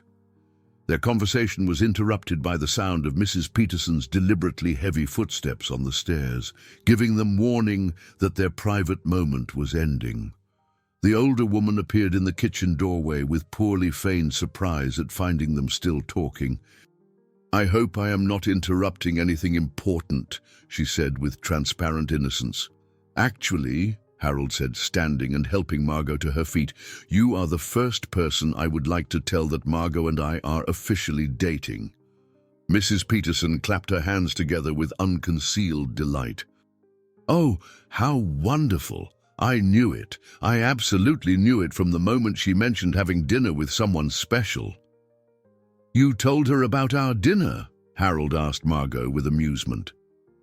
"Mrs. Peterson has a talent for extracting information," Margot said diplomatically, "and a talent for keeping her mouth shut when discretion is required," Mrs. Peterson added firmly. "Though I do not suppose discretion will be necessary much longer if you are planning to be open about your relationship." "We are," Harold confirmed. "In fact, I was hoping to convince Margot to have dinner with me tonight at Romano's, where half the town will see us and the other half will hear about it by morning." Romano's was the closest thing their small town had to fine dining, the kind of place where being seen together would constitute a very public announcement of their relationship status. The suggestion made Margot's pulse quicken with nervous excitement. "I would love to," she said. "Excellent. I will make reservations for 7. Harold leaned down and kissed her cheek with gentle propriety, but the gesture felt more intimate than any of their previous kisses because it was performed without secrecy or shame. "I should let you get to work, but Margot—" "Yes, no more hiding. From today forward, we are building something together, and I want everyone to know how proud I am to be with you." After Harold left, Mrs. Peterson fixed Margot with a satisfied smile that suggested years of matchmaking experience finally bearing fruit. "That young man is absolutely smitten with you," she declared. "He is not that young. He is 48. 48 is young when you are my age, dear. And more importantly, he is in love, real love, the kind that makes a man willing to change his entire approach to life." Mrs. Peterson began clearing breakfast dishes with energetic efficiency. "You had better start thinking about what you're going to wear to dinner tonight. Romano's has standards, and you want to look like the kind of woman worthy of Harold Wittmann's public devotion." As Margot drove to work, she felt as if the world had shifted on its axis overnight. Yesterday, she had been worried about complications and obstacles. Today she was Harold's girlfriend, officially and publicly, with dinner reservations that would announce their relationship to anyone who cared to pay attention. The transition from secret attraction to acknowledged love felt both natural and miraculous, like watching a garden bloom after a long winter. Romano's had been the setting for every important social occasion in their small town for 30 years. Anniversaries, business dinners, marriage proposals, and the kind of carefully orchestrated meals where reputations were made and broken over wine and carefully prepared conversations. Walking into the restaurant on Harold's arm, Margo was acutely aware that they were about to become the evening's entertainment for every diner present. Harold had arrived at Mrs. Peterson's house precisely at 7, wearing a dark suit that emphasized his height and the silver in his hair. When Margo appeared in the simple black dress she had worn to Thomas's funeral, the only formal clothing that had survived the flood damage, Harold's expression made her feel as elegant as if she were wearing designer couture. "You look beautiful," he said, offering his arm with old-fashioned gallantry. "Thank you. You clean up pretty well yourself." The easy exchange helped settle Margot's nerves as they drove to the restaurant, though her stomach fluttered with anticipation of the reactions they were about to face. In a town where everyone knew everyone's business, Harold Wittmann dining with his gardener would provide gossip material for weeks. The restaurant was busy for a Saturday evening, filled with couples celebrating anniversaries and families marking special occasions. Margot recognized several faces from her trips to the grocery store and post office, people who knew her as the quiet widow who had moved to town 2 years ago and kept largely to herself. Their entrance created exactly the ripple of attention Margot had expected. Conversations paused mid-sentence as heads turned to take in the unlikely pair. She heard the whispered recognition, "Is that Harold Wittmann? Who is the woman with him? Is not she the one who works in the flower shop?" Harold seemed completely oblivious to the scrutiny, guiding Margot to their table with the confident ease of someone accustomed to being watched and discussed. He held her chair, ordered wine with casual expertise, and maintained easy conversation as if they were dining alone rather than performing their relationship for an audience of curious townspeople. "Does this feel strange to you?" Margot asked quietly, once they had ordered their meals. "What? The restaurant? I have eaten here dozens of times." "Not the restaurant. This. Being seen together publicly, having people speculate about us." Harold considered the question while glancing around the dining room, as if seeing it through her eyes for the first time. Several other diners were making little attempt to hide their interest in the unusual pairing at table 12. "I suppose I am accustomed to being talked about," he said finally. "When you have money in a small town, people always have opinions about what you should be doing with it and whom you should be doing it with. I stopped caring about public opinion years ago." "That must be nice." "It is liberating once you realize that most criticism comes from people who have never taken the kinds of risks that make criticism relevant." Harold reached across the table to cover her hand with his. "Are you uncomfortable?" Margot looked around the restaurant, taking in the curious glances and whispered conversations. A few months ago, this level of attention would have sent her fleeing back to the safety of her anonymous apartment. But sitting here with Harold, feeling the warmth of his hand on hers and the genuine affection in his eyes, the gossip felt less threatening than irrelevant.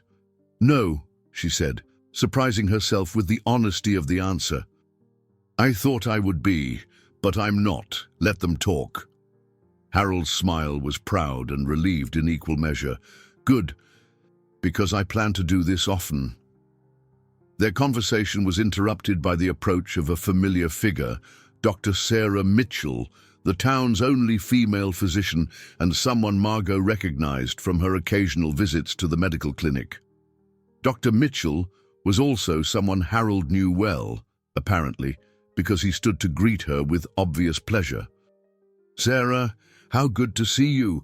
How are things at the clinic?" "Busy as always. Small towns generate a surprising amount of medical drama." Dr. Mitchell's attention shifted to Margot with friendly curiosity. "I do not believe we have been properly introduced, though I recognize you from around town." "Margo Jenkins," Harold said, his voice carrying obvious pride. "I would like you to meet Dr. Sarah Mitchell, the woman who keeps this entire town healthy and sane." "Sarah, this is Margo, my girlfriend." The word girlfriend hung in the air with the weight of a public announcement. Dr. Mitchell's eyebrows rose slightly, but her smile was genuinely warm as she extended her hand to Margot. "Wonderful to meet you properly, Margot. I've heard lovely things about your work with gardens around town. Mrs. Henderson has been raving about what you did with her rose beds." "Thank you. I love what I do. It shows." "And Harold, you look happier than I have seen you in years."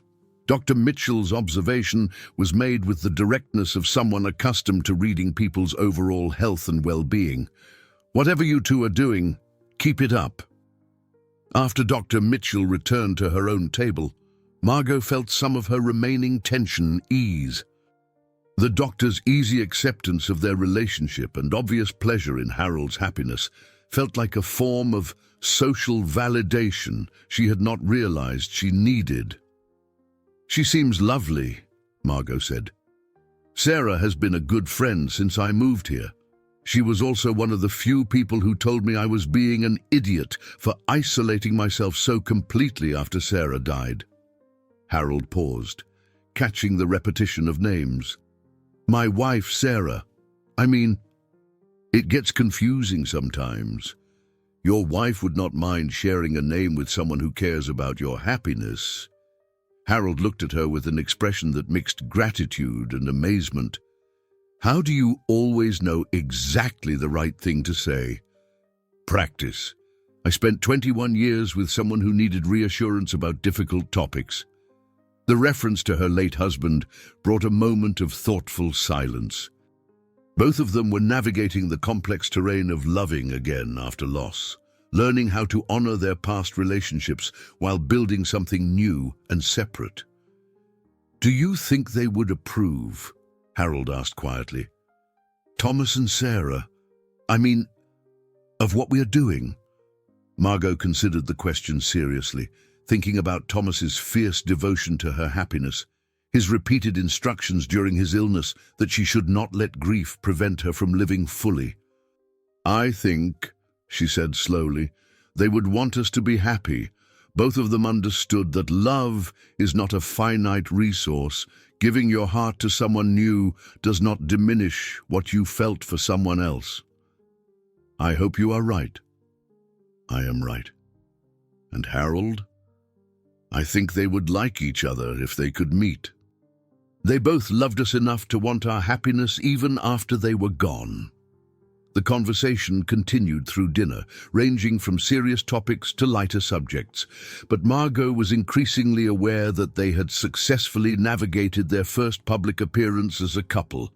The initial scrutiny had given way to acceptance, and by the time they ordered dessert, the other diners had returned to their own conversations and concerns. As they prepared to leave, Harold helped Margot with her coat and kissed her cheek with natural affection, completely unconscious of the gesture's public nature.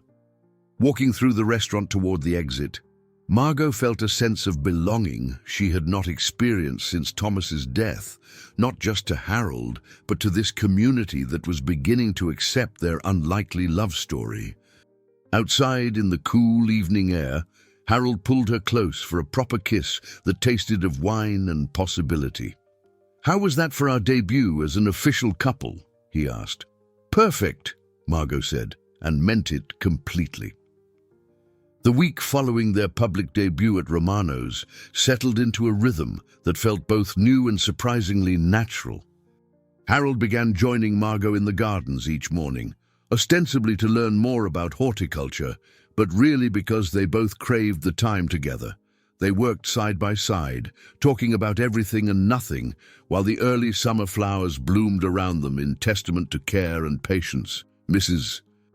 Peterson proved to be an ideal temporary housemate, offering motherly advice and delicious meals while maintaining a respectful distance from their developing relationship. She had also, Margot discovered, become Harold's unlikely champion in the complex social dynamics of small-town gossip. "I heard Margaret Thornton making snide comments about your relationship at the post office yesterday," Mrs. Peterson reported over breakfast one morning. "Something about gold diggers and men who should know better." Margot felt her stomach clench at the news, Margaret Thornton was one of the town's self-appointed social arbiters, a woman whose approval or disapproval could influence how others viewed any situation. "What did you say?" Harold asked, his voice carefully neutral.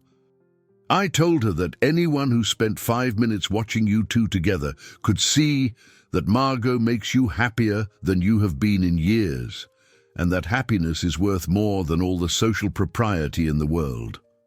Mrs. Peterson's tone suggested she had delivered this observation with considerable force.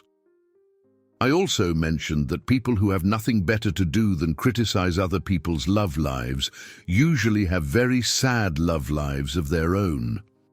"Mrs. Peterson," Margot exclaimed, though she was fighting back laughter. "Well, it is true. Margaret has been married to that dull banker for 30 years and spends her time criticizing everyone else because her own life is so devoid of passion or joy." Harold reached over and squeezed Margot's hand reassuringly. "Does it bother you, the gossip?" "Less than I expected," Margot admitted, "though I do worry about how it might affect you. Your business relationships, your standing in the community.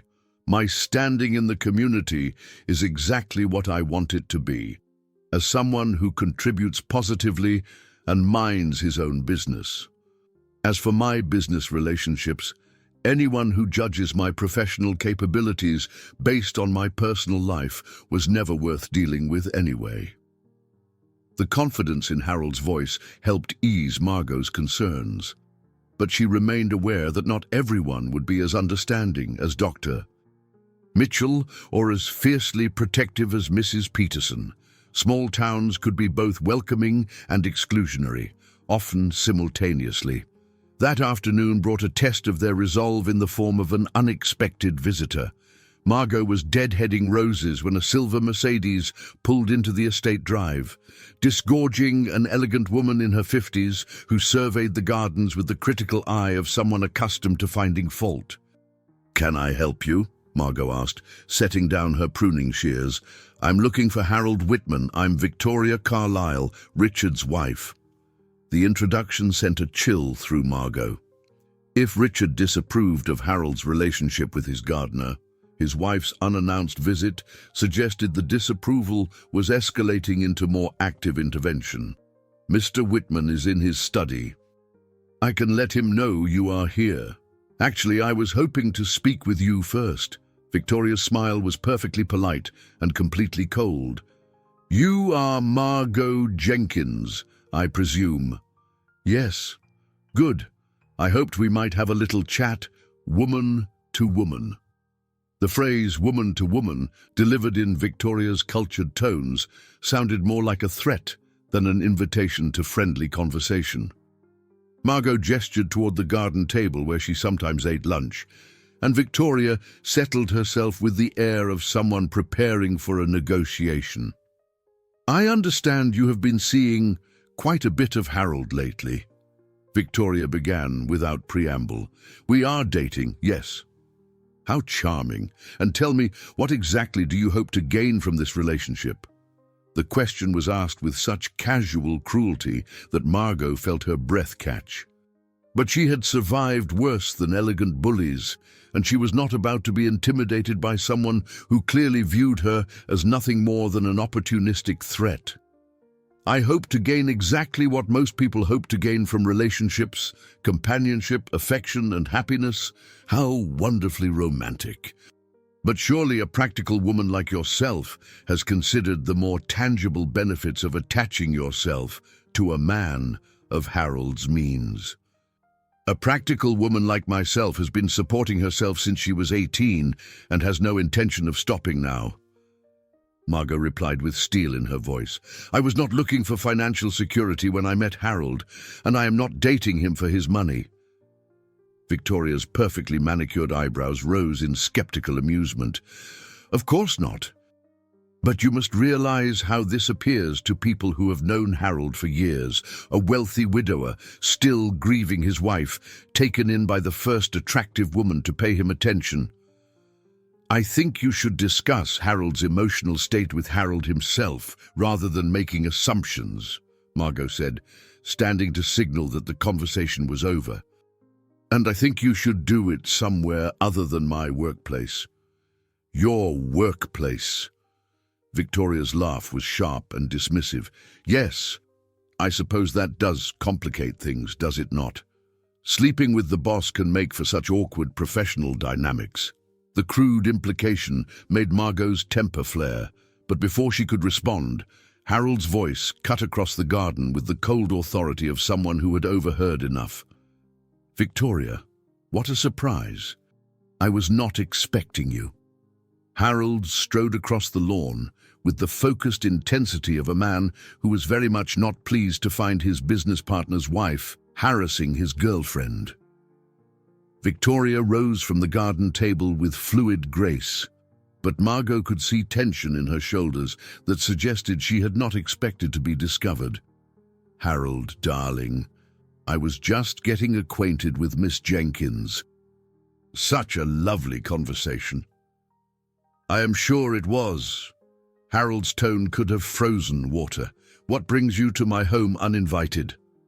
"Richard is concerned about you. We both are. This sudden relationship seems so unlike you, so impulsive. We worry that you are not thinking clearly." Harold moved to stand beside Margo, his presence a solid wall of support that made Victoria's elegant intimidation seem petty and ineffective. "My thinking has never been clearer," he said. "And my personal relationships are not subject to review by business associates or their wives. Harold, please, we are friends. We care about your welfare. Friends respect boundaries and trust each other's judgment. What you are doing is neither friendly nor respectful." Harold's voice remained calm, but Margo could feel the anger radiating from him like heat from a furnace. "I think you should leave now." Victoria gathered her purse with the dignity of someone who had expected this outcome, but hoped to avoid it. "I hope you will not let personal feelings interfere with business decisions, Harold. Richard values your partnership too much to see it damaged by complications." The threat was delivered with a smile, but it was unmistakably a threat nonetheless. After Victoria's Mercedes disappeared down the drive, Harold turned to Margo with an expression of fury and apology. "I'm so sorry. I had no idea she would come here, and I certainly never expected her to confront you directly. She thinks I am after your money. Victoria thinks everyone is after something. It is how she views the world." Harold pulled Margo into his arms, holding her close enough that she could feel his heart racing with residual anger. "What she thinks does not matter. What matters is what we know to be true." The confrontation with Victoria Carlyle proved to be only the beginning of a campaign designed to pressure Harold into reconsidering his relationship choices. Over the following days, a series of seemingly coincidental encounters and conversations made it clear that Richard and Victoria were mobilizing their social and business networks to create obstacles for the unlikely couple. First came the casual business dinner invitation that arrived by special messenger, requesting Harold's immediate presence at an exclusive restaurant 2 hours away to discuss urgent matters with potential investors. The dinner was scheduled for the same evening Harold and Margo had planned to attend the town's annual summer festival together. "You should go," Margo said, when Harold showed her the invitation, though disappointment was evident in her voice. "Business is important. Business is what I do to support the life I want to live," Harold replied, setting the invitation aside without a second glance. "The life I want to live includes summer festivals with you." The next pressure came in the form of Dr. James Morrison, Harold's longtime physician, who happened to stop by the estate with concerns about Harold's recent behavior changes. Dr. Morrison was a good man who genuinely cared about his patient's welfare, which made his visit more difficult to dismiss than Victoria's obvious manipulation. "I have been hearing things around town," Dr. Morrison said, as he and Harold sat in the study, "about sudden lifestyle changes, new relationships. I wanted to check in, make sure you are feeling stable emotionally." Harold appreciated the doctor's concern while recognizing the orchestrated nature of his visit. I am feeling better than I have in years, Jim. The relationship you are referring to is the best thing that has happened to me since Sarah died. But is it wise to make major life changes so quickly? You have been isolated for years, then suddenly you are involved with someone significantly younger, someone from a very different background. Someone, Harold interrupted, who makes me remember what it feels like to be alive. Jim, I understand your concern, but I am not having a midlife crisis or suffering from impaired judgment. I am falling in love with an extraordinary woman who happens to challenge my previous assumptions about compatibility and social conventions. Dr. Morrison left still worried, but unable to identify any concrete symptoms of mental or emotional instability. Harold was clearly happier and more engaged with life than he had been during his years of self-imposed isolation. The third attack came through Margot's professional life, Mrs. Henderson, whose rose garden Margo had transformed from disaster to showcase, called to cancel their weekly maintenance contract with profuse apologies and obvious discomfort. "I am so sorry, dear," Mrs. Henderson said, unable to meet Margot's eyes.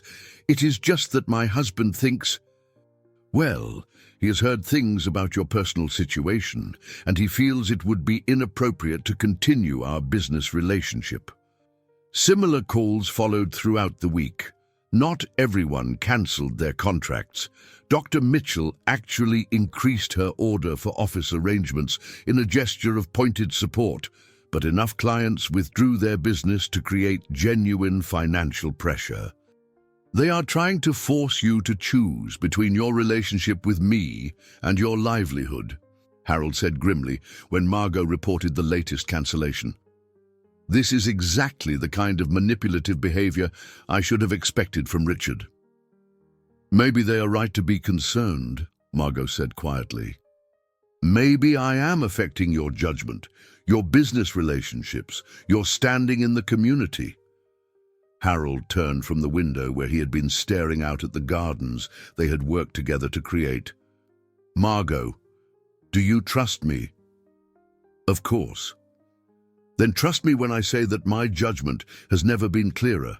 Yes, loving you has changed my priorities. Yes, it has made me less willing to tolerate people who think social status is more important than human connection. But those are positive changes, not evidence of impaired thinking." Despite Harold's reassurances, the pressure was taking its toll on both of them. Margo found herself second-guessing their public displays of affection, wondering if holding hands at the grocery store or sharing a kiss goodnight in front of Mrs. Peterson's house was providing ammunition for their critics. Harold became more protective and defiant, which sometimes made social situations feel like battlegrounds rather than pleasant outings. The situation reached a crisis point when Richard himself arrived at the estate on a Friday afternoon with an ultimatum disguised as a business proposal. Margo was working in the herb garden when she heard raised voices from Harold's study, not the usual tones of business discussion, but the sharp edge of fundamental disagreement. "This is your last chance to be reasonable," Richard's voice carried through the open windows. "Walk away from this ridiculous relationship, or I walk away from our partnership." "Then walk away." Harold's reply was immediate and uncompromising. "If you think my personal happiness is negotiable, then you never understood what kind of partnership I wanted in the first place." "Harold, think about what you are saying. We have built something significant together. Are you really willing to throw that away for a gardener? I am willing to throw it away rather than let you dictate my personal life. And Richard, her name is Margo. If you cannot bring yourself to use it, then you are not the kind of person I want to do business with anyway." The conversation continued for another 20 minutes, but the outcome was never in doubt. Richard left the estate in a fury of screeching tires and slamming doors, while Harold emerged from the house looking both relieved and shaken. "That sounded serious," Margo said as he approached her workspace. "Richard has withdrawn from our partnership, effective immediately." Harold's voice was steady, but she could see the cost of the decision in his eyes. We will have to restructure several ongoing projects, and there will be financial implications, but it is done. Harold, you cannot sacrifice your business for me. It is too much, too important. It is not a sacrifice if I get something better in return. Harold knelt beside her in the herb garden, his expensive clothes forgotten in the dirt. Margot, I would rather build a smaller, more honest business on my own than continue partnering with someone who thinks love is a liability. That evening, as they sat on Mrs. Peterson's front porch watching the sunset, Margot tried to process the magnitude of what Harold had done. He had ended a 15-year business partnership rather than compromise their relationship, a gesture that was both romantic and terrifying in its implications. "Are you sure you will not regret this?" she asked. "The only thing I would regret is letting fear and other people's expectations prevent me from choosing happiness." Harold took her hand, intertwining their fingers with practiced ease. "I spent 4 years playing it safe, Margot. Safe is overrated. But what if we do not work out? What if this thing between us does not last?" Harold was quiet for a long moment, considering her question with the seriousness it deserved. "Then at least I will have tried. At least I will have chosen love over convenience, passion over safety. I can live with the possibility of heartbreak. I cannot live with the certainty of emptiness."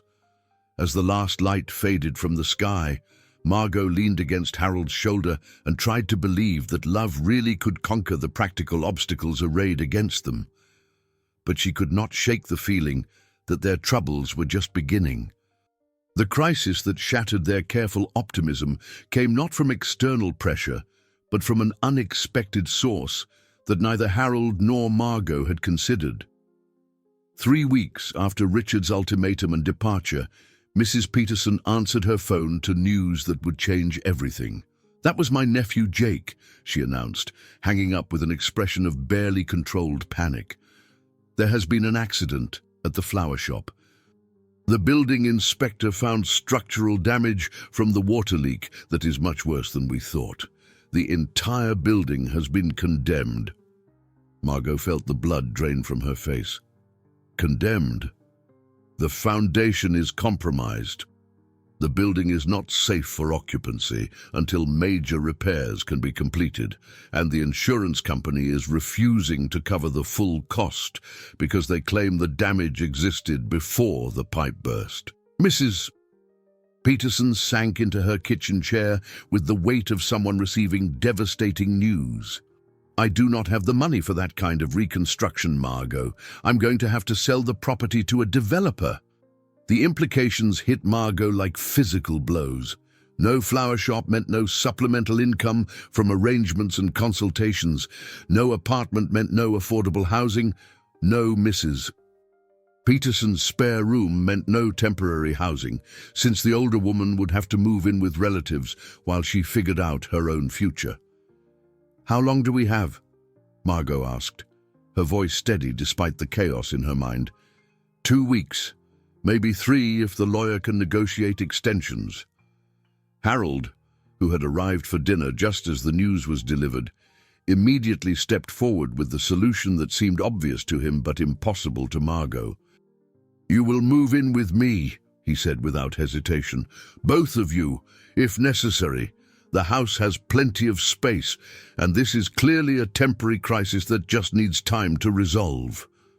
Mrs. Peterson looked touched by the offer, but Margot felt panic rising in her chest like floodwater. Moving in with Harold after 3 months of dating would transform their relationship from romantic exploration to committed cohabitation, a step that felt premature and dangerous given the pressures they were already facing. "Harold, that is incredibly generous, but I cannot just move into your house. We have not even discussed living together, and with everything that is happening with your business, What is happening with my business is that I am restructuring it to better reflect my values and priorities. Having you close by during that process would be a gift, not a burden. But even as Harold spoke, Margot could see the complications multiplying like weeds in her mental garden. Richard and Victoria would view her moving into Harold's house as confirmation of their worst suspicions about gold diggers and manipulative relationships. The town gossips would have a field day with the live-in gardener who had seduced her wealthy employer. And most dangerously, the financial dependency such an arrangement implied would fundamentally alter the balance of power in their relationship. "I need to think about this," Margot said, feeling trapped between impossible options. "Of course, take all the time you need." But Harold's voice carried hurt and confusion at her hesitation to accept what seemed like an obvious solution. That night, lying in Mrs. Peterson's spare bed for what might be one of the last times, Margot stared at the ceiling and tried to find a path forward that did not require sacrificing either her independence or her relationship with Harold. But every option seemed to lead to compromise that would fundamentally change who she was or what they meant to each other. The next morning brought additional bad news. 3 more clients cancelled their gardening contracts, citing various excuses that all pointed to the same underlying issue. Association with Margo was becoming socially problematic for people who cared about maintaining their standing in the community's complex hierarchy. "I am becoming radioactive," Margo told Harold as they walked through the gardens that might soon be her only remaining source of income.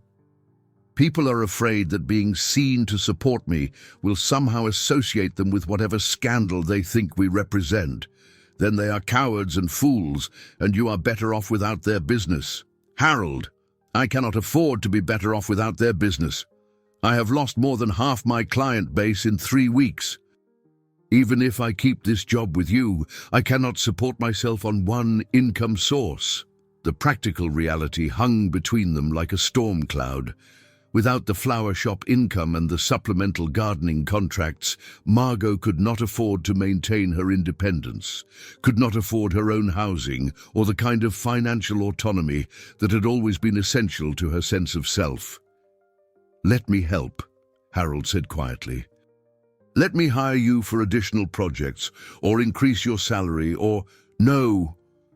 The word came out sharper than Margot intended, but the suggestion felt like a step onto a slippery slope that ended with her becoming a kept woman rather than an equal partner. "Harold, I appreciate the impulse, but I cannot let you solve my financial problems." "It would change everything between us." "How?"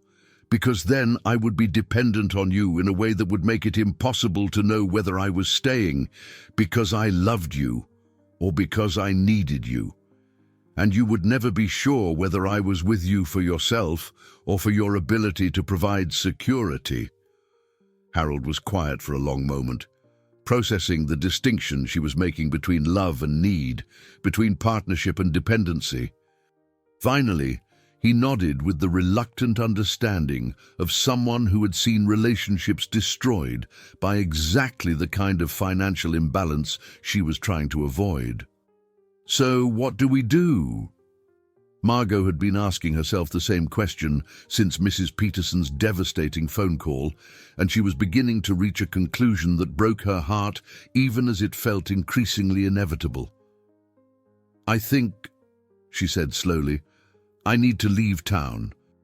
Start over somewhere else, where my reputation is not complicated by our relationship, where I can rebuild my client base without dragging you into ongoing social drama." The words fell between them like stones into still water, creating ripples of shock and hurt that spread outward in expanding circles.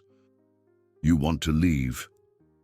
Harold's voice was carefully controlled, but she could hear the pain underneath. "I do not want to leave. I have to leave. Harold, I love you. But I cannot build a relationship on the foundation of financial dependence and social exile. I need to be able to support myself, to contribute equally to whatever we build together. Right now, Staying here means watching you sacrifice your business relationships and social standing while I become increasingly dependent on your support. What if I do not care about business relationships and social standing? You should care. You have worked too hard to build what you have to watch it crumble because of gossip and small-minded prejudice. Margot reached for his hands, holding them tightly as if she could convey through touch what words seemed inadequate to express. I love you enough to protect you from the consequences of loving me. Harold pulled away from her touch, his grey eyes bright with unshed tears. That is the most ridiculous thing I have ever heard. I do not need protection from loving you. I need protection from losing you. But even as he spoke, Margot could see him beginning to understand the terrible logic of her position. Their love had become a liability that threatened to destroy the very qualities that had made them attractive to each other in the first place. Her independence, his success, their ability to choose each other freely rather than from desperation or necessity.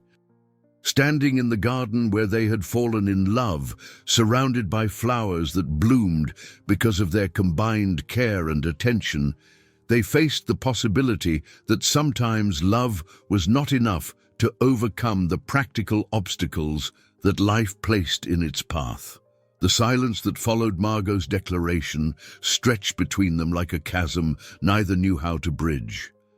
Harold stared at the roses they had pruned together that morning, their bright blooms seeming to mock the idea that care and attention always led to flourishing outcomes. When, he asked finally, his voice hollow, I have been looking at opportunities in other states. There is a position with a landscaping company in Oregon that seems promising. They need someone with experience in residential design, and the cost of living is reasonable enough that I could afford my own place while I build up a client base. The specificity of her research hit Harold like a physical blow. While he had been focusing on ways to make their relationship work despite the obstacles, Margot had been quietly planning her escape route. The realization that she had been considering leaving without telling him felt like a betrayal, even though he understood the practical thinking behind it. Oregon, he repeated numbly, 3,000 miles away. I know how it sounds, but Harold, what choice do I have? Stay here and watch you sacrifice everything you have built for a relationship that may not survive the pressure. Accept your financial help and become the kind of dependent partner I swore I would never be. Keep losing clients until I have nothing left to offer anyone. Harold wanted to argue with her logic, to insist that love could overcome practical obstacles if they just tried hard enough. But standing in the garden where their romance had bloomed, he could see the damage that the past month had inflicted on both of them. Margot had grown tense and defensive, constantly braced for the next attack on their relationship. He had become protective to the point of aggression, ready to fight anyone who questioned their choices. They were becoming people they did not recognize, and not in positive ways. There has to be another solution, he said. But even he could hear the desperation in his voice. Maybe there is, but I cannot see it from here, where every day brings new complications and new reasons for people to disapprove of us. Margot's voice cracked slightly, revealing the cost of the decision she was contemplating. Harold, I need space to figure out who I am when I'm not defined by being your girlfriend or the woman who is causing problems in your life. The admission that she felt defined by their relationship rather than enhanced by it struck Harold as profoundly wrong. Margot had been extraordinary before he ever spoke to her, skilled, independent, strong enough to rebuild her life after devastating loss. If loving him was making her feel diminished rather than celebrated, then something was fundamentally broken in how they were handling the external pressures. What if we both left? The words came out before Harold had fully formed the thought, but once spoken, they felt like the first sensible thing either of them had said. What if we started over somewhere new, together but separately? You could establish your business, I could restructure mine, and we could explore our relationship without the weight of everyone else's expectations. Margot stared at him as if he had suggested they relocate to the moon. You cannot just abandon your life here. This house, your connections, everything you have built. Everything I have built has been in service of a life I thought I wanted, but did not actually enjoy living. The house is beautiful, but it has felt like a museum more than a home until you started working in these gardens. My connections have proven to be conditional on my conforming to their expectations of appropriate behavior. Harold moved closer to her, hope beginning to flicker in his chest like a candle sheltered from wind.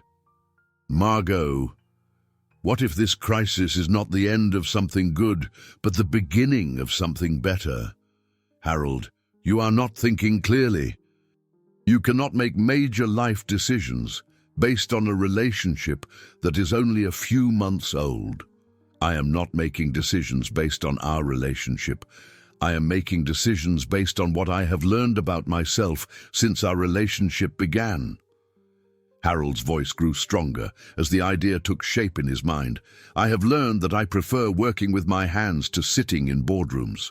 I have learned that I care more about creating beauty than accumulating wealth. I have learned that the opinions of people like Richard and Victoria matter less to me than the opinion of Mrs. Peterson and Dr. Mitchell. Margot felt herself wavering, caught between the practical voice in her head that catalogued all the ways this could go wrong and the hopeful voice in her heart that whispered about possibilities she had not dared to consider. Where would we go? What would we do? Anywhere you want.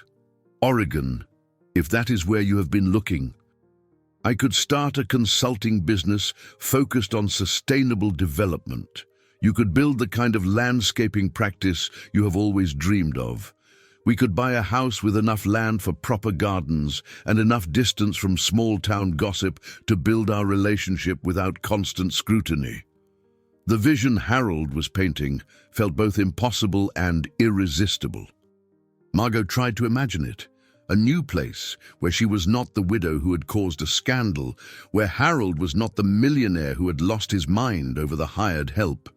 A place where they could be simply two people who had found each other and were trying to build something meaningful together.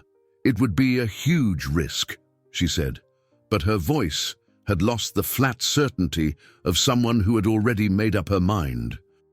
The biggest risk would be staying here and letting other people's fear and prejudice poison what we have found together. Harold reached for her hands again, and this time she did not pull away. Margot, I love you. Not because you are convenient or comfortable or socially appropriate, but because you are brave and honest and capable of finding beauty in the most unlikely places.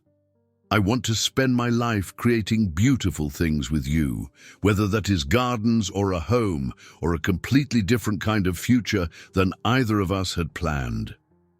The declaration was both romantic and practical, addressing her fears about dependency while acknowledging the magnitude of what he was proposing. But as Margot looked into Harold's grey eyes, she saw something that had been missing from their relationship during the recent weeks of external pressure: peace. For the first time in a month, Harold looked like the man who had nervously asked her to dinner, the man who had spent 17 YouTube videos learning to cook chicken marsala because he wanted to impress her. "You would really be willing to leave all of this?" she asked, gesturing at the beautiful house and manicured grounds that represented years of careful investment and planning. "I would be willing to leave anything that prevents me from being happy with you." Harold's answer was immediate and certain. "This house is just a building without the people who make it feel like home. These gardens are just plants without someone who tends them with love.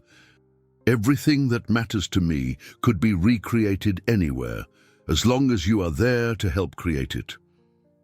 The simplicity of his logic cut through the complex web of fears and practical concerns that had been paralyzing Margot for weeks.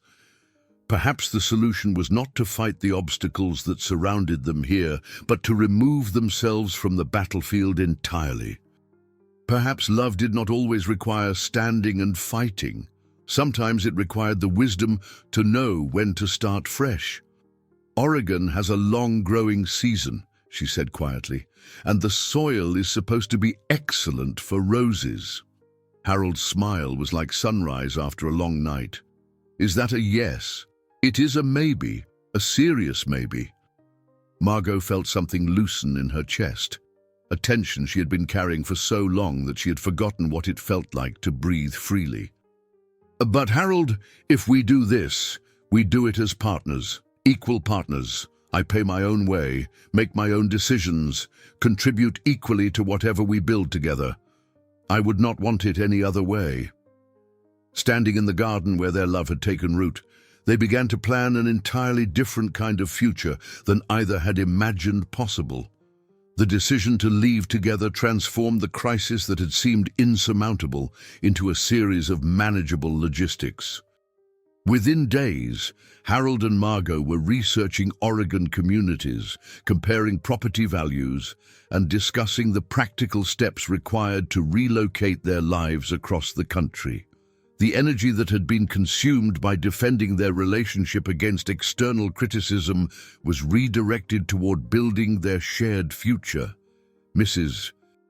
Peterson proved to be their most enthusiastic supporter, treating their decision to start over together as a romantic adventure worthy of celebration rather than a retreat from local pressure. "Oregon is beautiful this time of year," she announced over breakfast, having spent the previous evening researching their potential destination online. "And Salem has a wonderful farmers market where Margo could sell arrangements while she builds up her landscaping clientele." "You have been researching Salem?" Margo asked with amusement. "Of course I have. If I am going to lose my two favorite people to the West Coast, I want to make sure they are landing somewhere worthy of them." Mrs. Peterson's eyes sparkled with mischief. "Besides, I may be old, but I am not dead. A road trip to visit you in Oregon sounds like exactly the kind of adventure I need." Harold had been working with quiet efficiency to untangle his business obligations and prepare for the move. The process of liquidating his partnership with Richard had revealed just how much his priorities had shifted over the past few months. Deals that had once seemed essential now felt like distractions from the life he actually wanted to live. "I spoke with a real estate agent in Salem yesterday," he told Margo as they walked through the gardens one morning. "She has several properties that might work for us, houses with enough land for serious gardening, but close enough to town for business development." "Houses, plural," Margo noted. "Harold, we have not discussed living arrangements." "I meant what I said about maintaining my independence." Harold paused in his examination of a climbing rose that was showing signs of aphid damage. "I have been thinking about that. What if we bought properties near each other rather than together, close enough to share daily life, but separate enough to maintain our individual space and autonomy?" The suggestion was so perfectly calibrated to address Margot's concerns about dependency that she wondered if he had been listening to her fears more carefully than she had realized. "That could work," she said slowly. "As long as we are clear that this is not about hedging our bets or planning for failure. It is about building success, about creating a foundation strong enough to support whatever our relationship becomes without either of us sacrificing the independence that makes us who we are." Their conversations were interrupted by the arrival of Dr. Mitchell, who had requested a private meeting to discuss their plans. The physician's visit was friendly rather than confrontational, but Margo sensed an agenda beneath the social pleasantries. "I wanted to talk to both of you before you make any final decisions about leaving," Dr. Mitchell said, as they settled in Harold's study with coffee and homemade cookies she had brought from the bakery. "Not to discourage you, but to make sure you are not running away from something that could be resolved with time and patience." "What do you mean?" Harold asked. "I mean that small-town attitudes change more quickly than people expect, especially when the people involved handle themselves with dignity and grace. You two have weathered the initial storm of gossip and criticism. If you stay and continue conducting yourselves with the same integrity you have shown so far, the community will eventually accept your relationship as normal rather than scandalous."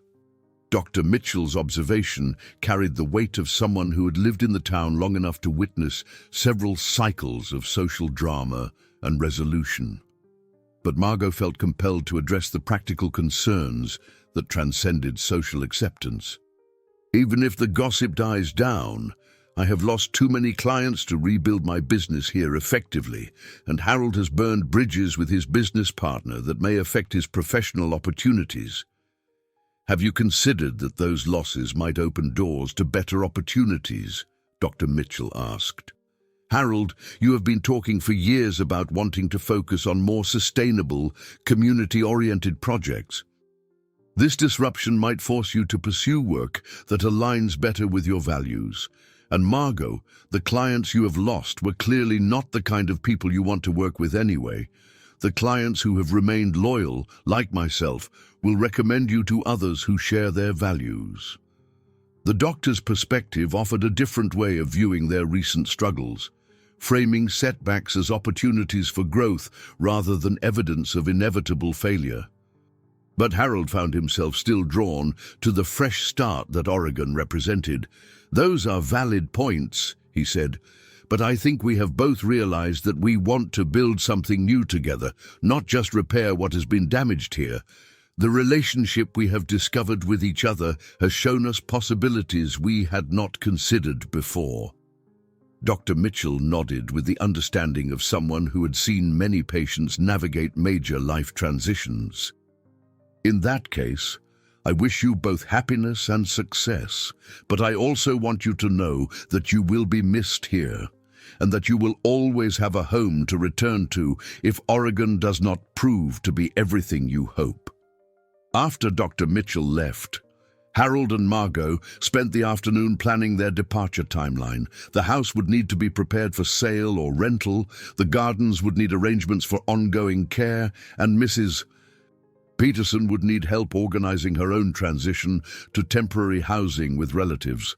"I keep expecting to feel more anxious about this," Margo said as they sat on the front steps, watching the sunset paint the sky in shades of rose and gold. "Leaving everything familiar behind should be terrifying, but it is not. It is exciting. For the first time since Thomas died, I'm looking forward to the future instead of just trying to survive the present." She leaned against Harold's shoulder, feeling the solid warmth of his presence. "What about you? Any second thoughts about abandoning your carefully ordered life?" Harold considered the question seriously, looking out at the estate that had been his sanctuary and his prison in equal measure. "I keep thinking about what you said when we first had dinner together, about beauty requiring patience and care. I have been patient with grief and careful with safety, but I have not been patient or careful with joy. Oregon feels like a chance to tend happiness the way you tend gardens, with attention and commitment and the willingness to keep trying even when things get difficult." "Exactly." Harold turned to kiss her temple, a gesture so natural and tender that it felt like a promise. "Are you ready for that kind of challenge?" Margot smiled, thinking about the roses they had pruned together, the meals they had shared, the conversations that had revealed depths in both of them they had not known existed. "I think we have been training for it all along." As the last light faded from the sky, they sat together planning the details of their shared adventure, two people who had found love in the most unlikely circumstances, preparing to build an entirely new life from the foundation of that unexpected gift. The process of preparing to leave revealed how much their lives had become intertwined with the small community they were abandoning.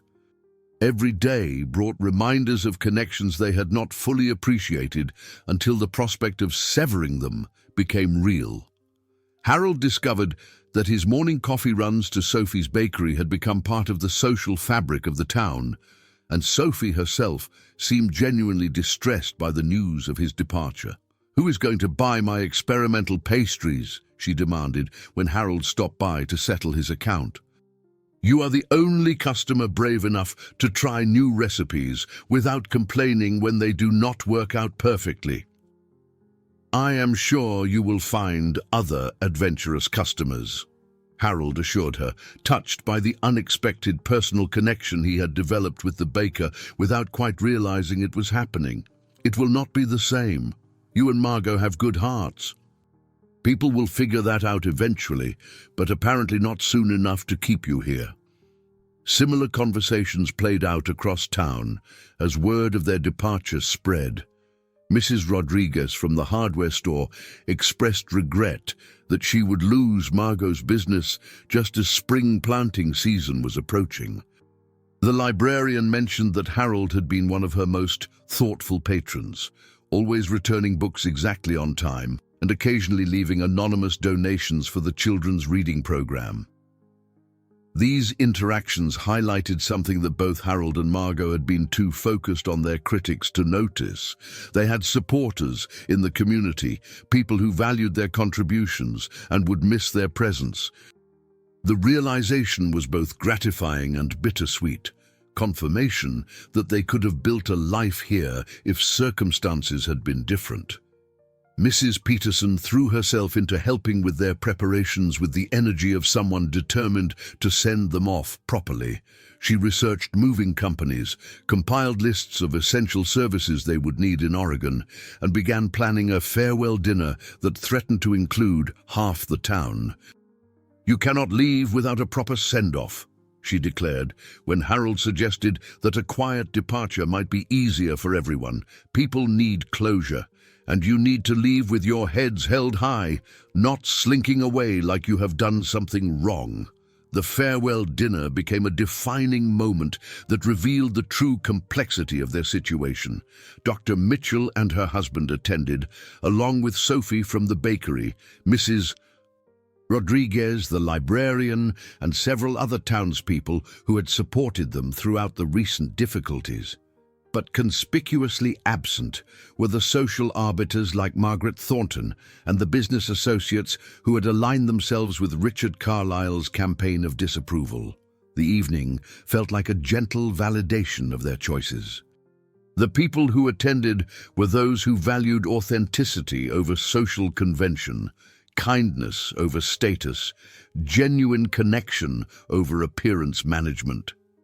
Sitting at Mrs. Peterson's dining room table, surrounded by well-wishers who had brought homemade dishes and heartfelt good wishes, Harold and Margo understood that they were not fleeing in defeat, but graduating to a larger stage where their values could flourish more freely. "I have something for you, Doctor," Mitchell announced as the evening wound down, presenting them with a carefully wrapped package. "A housewarming gift for your new home, wherever that may be." Inside was a beautiful cutting from her prized heirloom rosebush, carefully prepared for transport and replanting. "This variety has been in my family for 3 generations, she explained. "It should do well in Oregon's climate, and it will give you a living connection to the friendships you are leaving behind here." The gift was both practical and symbolic, a reminder that the best aspects of their current life could be transplanted and would flourish in new soil with proper care and attention. Harold's preparations involved more complex logistics as he worked to close down his local business operations and transition clients to other professionals. The process revealed how much his approach to work had changed since meeting Margo. Projects that had once excited him now felt routine and uninspiring, while opportunities he had previously dismissed as too small or unconventional began to seem appealing. I have been thinking about your idea of focusing on sustainable development, Margot said as they reviewed Harold's business transition plans. What if you started with our own property in Oregon, designed something that could serve as a demonstration project for the kind of work you want to do? The suggestion sparked an enthusiasm in Harold that confirmed how much his professional priorities had shifted. A showcase for sustainable design integrated with serious landscaping, something that proves environmental responsibility and aesthetic beauty are not mutually exclusive. Exactly. And if it works, if we create something beautiful together, it becomes the foundation for both of our new businesses.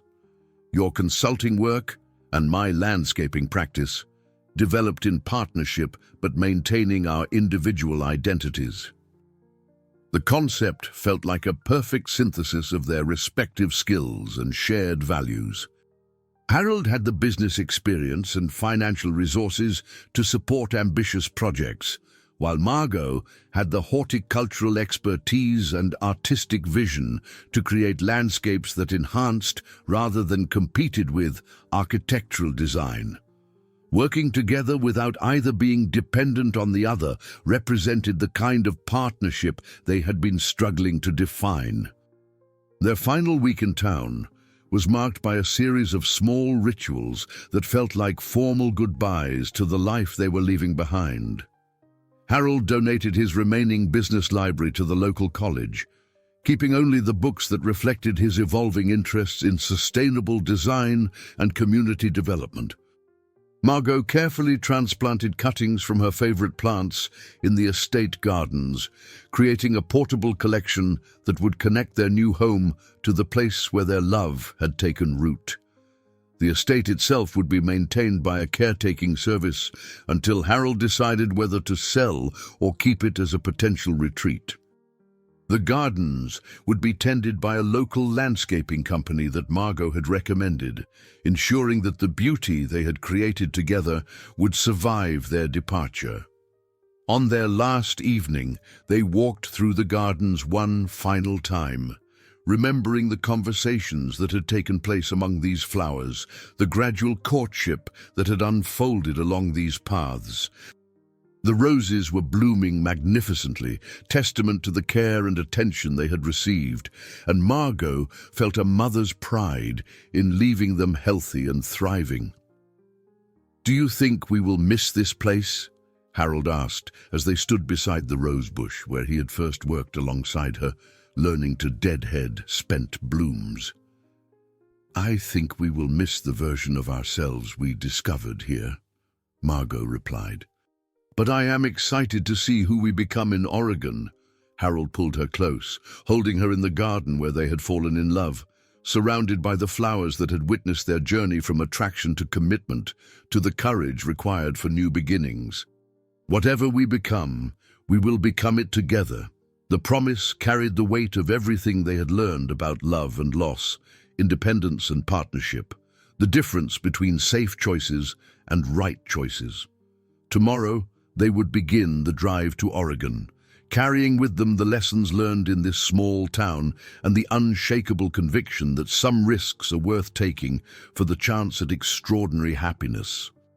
Standing among the roses in the fading light, they were already planning the gardens they would plant together in their new home. The morning of their departure dawned clear and bright, as if the weather itself was offering encouragement for their bold venture into the unknown. Harold loaded the last of their belongings into the moving truck, while Margot secured the precious plant cuttings that would make the cross-country journey in climate-controlled comfort in the back seat of her pickup truck. Mrs. Peterson insisted on preparing a breakfast that could feed a small army, muttering about the inadequacy of highway food and the importance of proper nutrition during stressful transitions. She bustled around her kitchen with determined cheer, but Harold noticed the way she kept glancing at Margot when she thought no one was looking, memorizing details like a mother preparing to send a child off to college.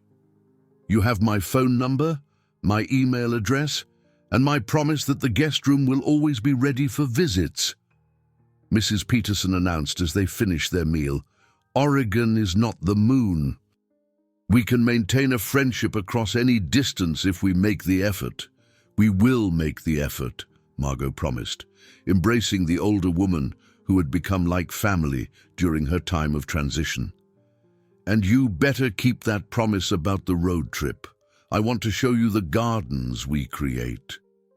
Dr. Mitchell arrived just as they were completing their final preparations, carrying a thermos of coffee and a manila envelope that she pressed into Harold's hands. "Letters of recommendation for both of you," she explained. "Professional references that focus on your character and work ethic rather than local gossip. You may need them as you establish yourselves in a new community." The thoughtfulness of the gesture reminded them once again that their departure was not an escape from universal hostility, but a strategic retreat from a specific set of circumstances that had made their happiness more difficult than it needed to be. The actual moment of leaving proved less dramatic than either had anticipated. They had said their meaningful goodbyes over the past week, completed their logistical preparations with military precision, and reached a state of emotional readiness that made the physical departure feel like a natural next step rather than a traumatic rupture. Harold drove the moving truck, while Margo followed in her pickup, their convoy representing everything they owned and everyone they were choosing to become. The symbolism was not lost on either of them. They were traveling together but separately, maintaining their individual agency while committing to a shared destination. The first day of driving took them through familiar countryside before transitioning into regions neither had visited before. Harold found himself paying attention to landscape features and architectural styles with new eyes, seeing potential inspiration for the sustainable design work he hoped to develop. Margo noticed soil conditions and native plant communities, already planning how to adapt her gardening expertise to different climatic conditions. They stopped for lunch at a small-town diner in Ohio, sitting across from each other in a vinyl booth and marveling at how normal their adventure felt now that it was actually underway. The decision that had seemed so momentous in planning had resolved into a series of highway miles and practical details. "Any regrets so far?" Harold asked, as they shared a piece of apple pie that reminded them both of Mrs. Peterson's baking. "Only that we did not do this sooner," Margot replied. "I keep thinking about all the energy we spent trying to make other people comfortable with our choices, instead of focusing on what made us comfortable with our choices." The observation captured something essential about their recent experience. They had allowed external disapproval to overshadow their own knowledge of what felt right and healthy about their relationship. Leaving town was not just about finding better circumstances, it was about reclaiming their right to define their own happiness. Their second day of travel took them through Illinois and Iowa, landscapes that reminded Margo of her grandmother's farm and filled her with nostalgia for the agricultural rhythms she had grown up understanding. Harold found himself charmed by the small towns they passed through, communities that seemed to balance growth with preservation in ways that aligned with his evolving professional interests. "Look at that," Margo said, as they stopped for gas in a town that had transformed its abandoned railroad depot into a community garden center. "Someone figured out how to honor the past while adapting to present needs." The example sparked a conversation about the kind of community they hoped to find in Oregon, the balance between fitting in and standing out that would allow them to build satisfying lives without repeating the social complications they were leaving behind. By the third day, they had developed a rhythm that felt sustainable for the remaining distance.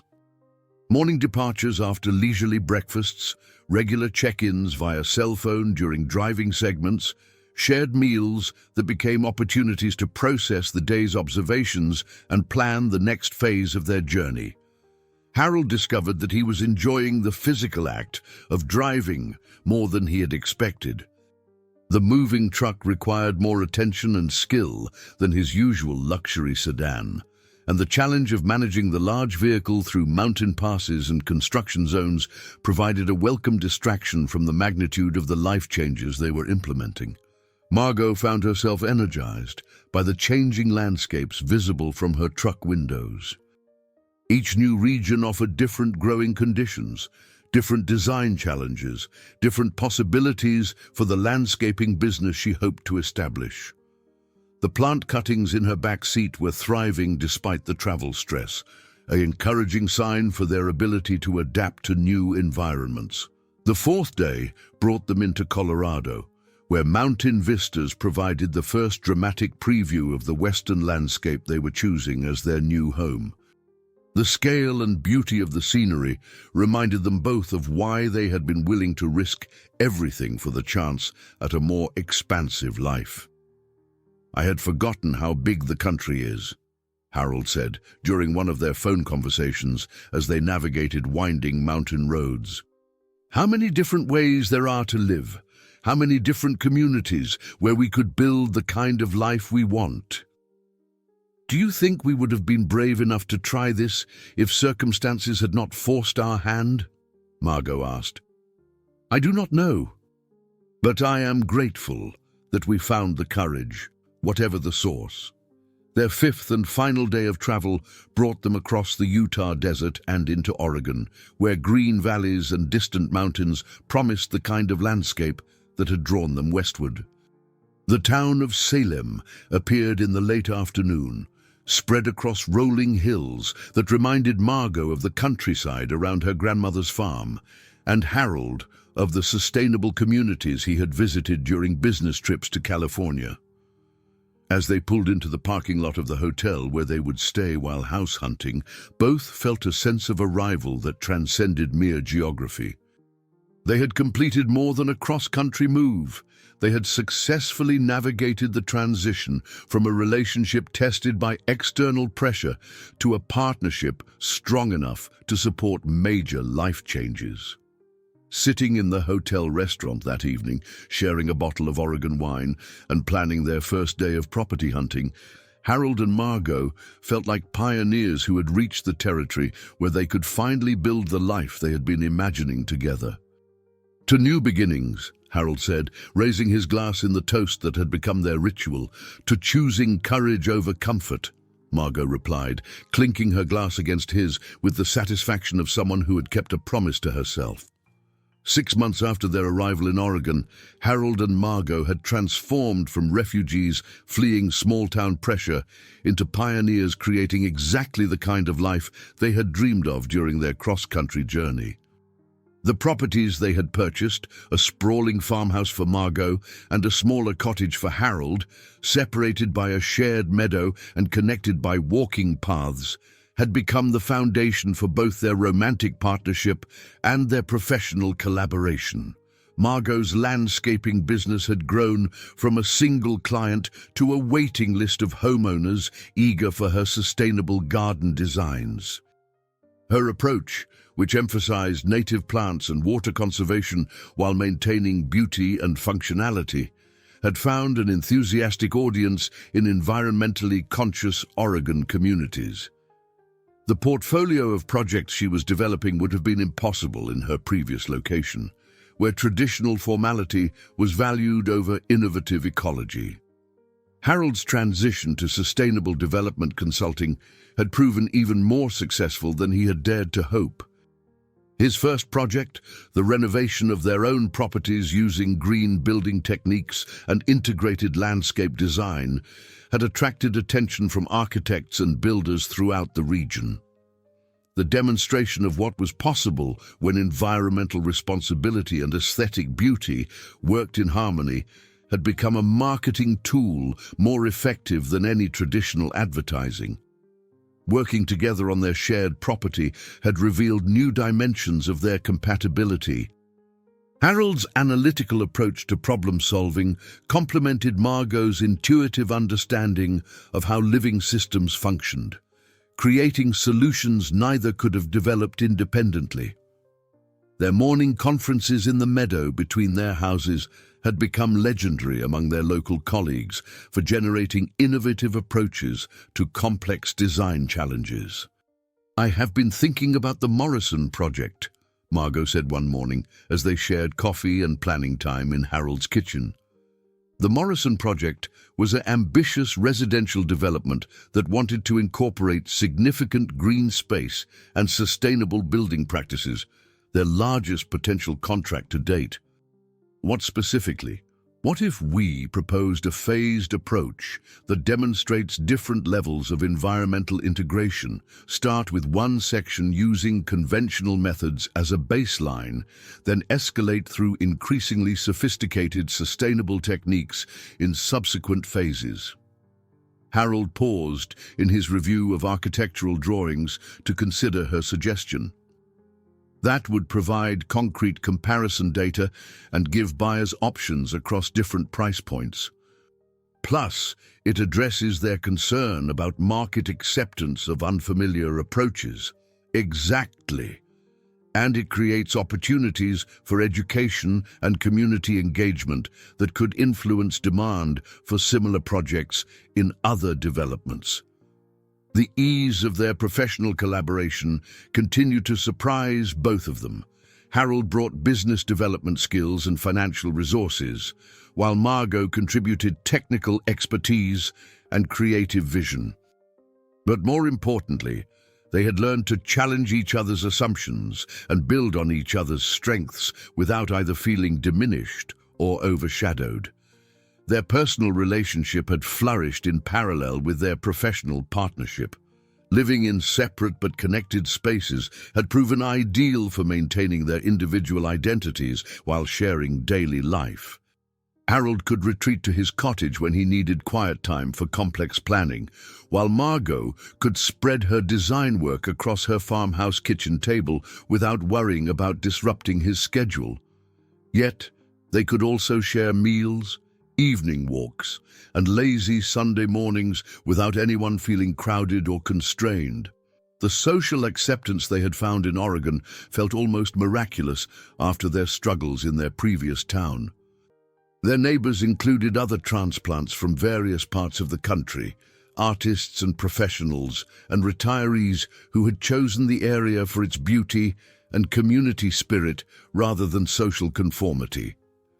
Harold and Margot's romance was viewed as a lovely story rather than a scandalous development, and their professional partnership was seen as an innovative approach to sustainable living rather than evidence of questionable judgment. "Mrs. Peterson called yesterday," Margo reported as they walked through the vegetable garden she had established behind her farmhouse. "She wants to visit in August when the roses are in full bloom." "How is she adjusting to living with her sister?" "Better than expected. Apparently her nephew Jake has been helping her plan a small flower shop in her sister's town, something she can manage without the overhead of building ownership."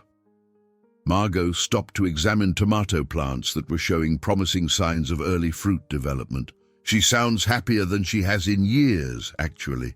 Like our adventure inspired her to try some new adventures of her own." The news about Mrs. Peterson's own reinvention felt like confirmation that their decision to leave had been beneficial for everyone involved.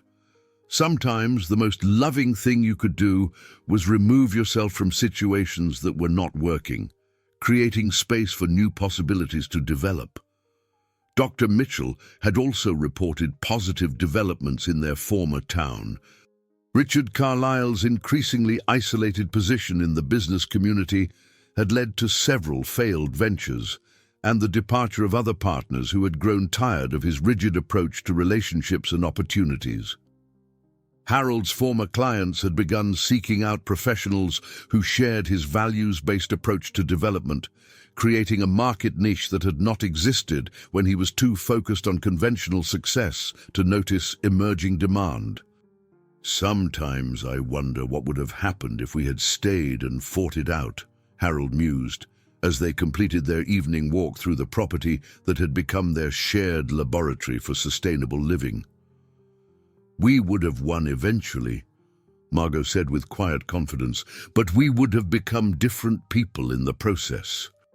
Harder, more defensive, more focused on proving ourselves right than on building something beautiful. And you prefer who we are becoming here?"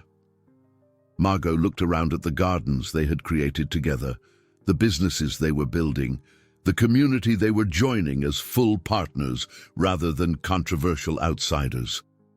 "I prefer who we were brave enough to become when we stopped letting other people define what was possible for us." Their conversation was interrupted by the arrival of a familiar pickup truck in their shared driveway. Jake Peterson emerged carrying a large cooler and a grin that suggested good news. "Special delivery from Aunt Ruth," he announced, lifting the cooler with obvious effort. "She said you needed proper care packages now that you are living in the wilderness." Inside the cooler were dozens of Mrs. Peterson's famous cookies, several jars of her homemade preserves, and a carefully wrapped cutting from the rosebush that had grown outside her condemned flower shop. A note attached to the cutting read, "For the garden where your love story continues to bloom. She also wanted me to tell you that Margaret Thornton asked for your address," Jake added with obvious amusement. "Apparently, her daughter is getting married next summer and wants to hire someone who can design gardens that work with the environment instead of fighting it." The irony of their former critics seeking their services was both satisfying and instructive. Public opinion had indeed shifted in their absence, but they were no longer dependent on that approval for their happiness or success. As Jake departed with messages of love and best wishes to carry back to Mrs. Peterson, Harold and Margo stood in their shared meadow, watching the sunset paint the Oregon sky in shades of rose and gold. They had traveled far more than 3,000 miles from the estate where they had fallen in love. They had journeyed from fear to courage, from defensive positioning to creative partnership, from hoping they could make their relationship work to knowing they had built something strong enough to support whatever challenges and opportunities lay ahead. 1 year after their arrival in Oregon, Harold and Margo stood in the same meadow where they had shared countless morning conversations, but this time they were not alone. 30 guests had gathered to witness their wedding ceremony, a celebration that reflected the journey they had traveled together and the community they had built around their love. Mrs. Peterson sat in the front row, beaming with the satisfaction of someone whose matchmaking instincts had been spectacularly vindicated.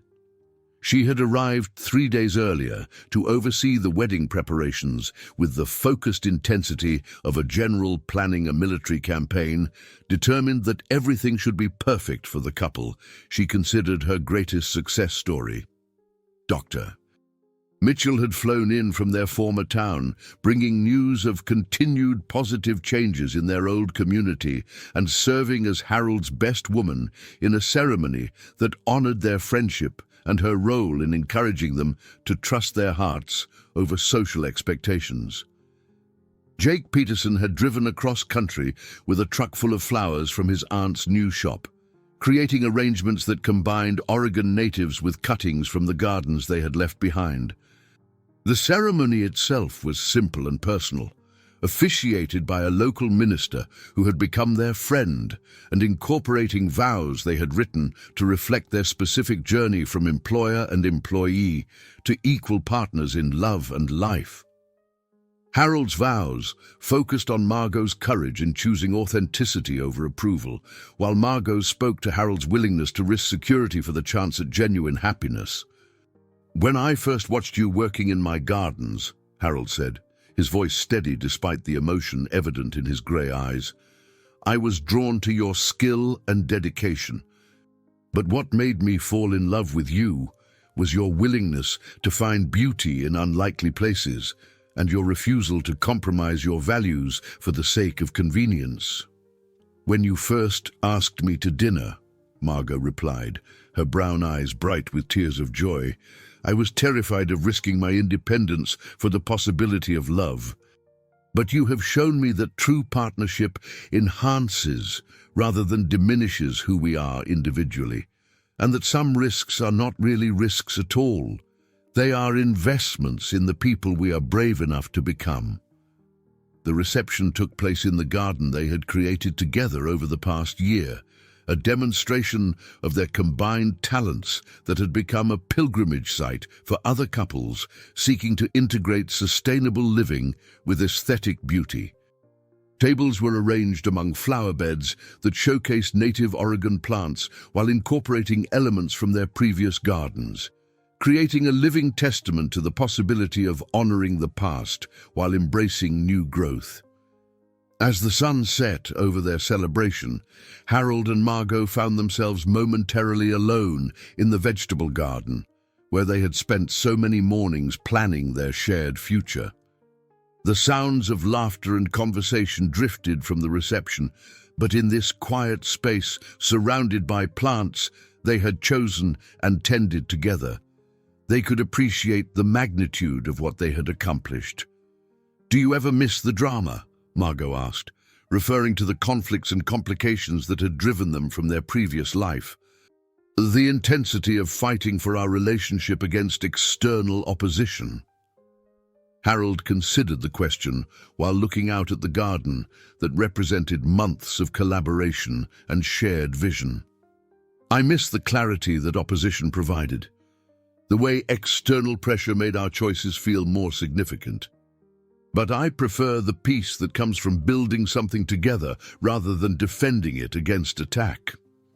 Even when peace feels less romantic than conflict. Especially then.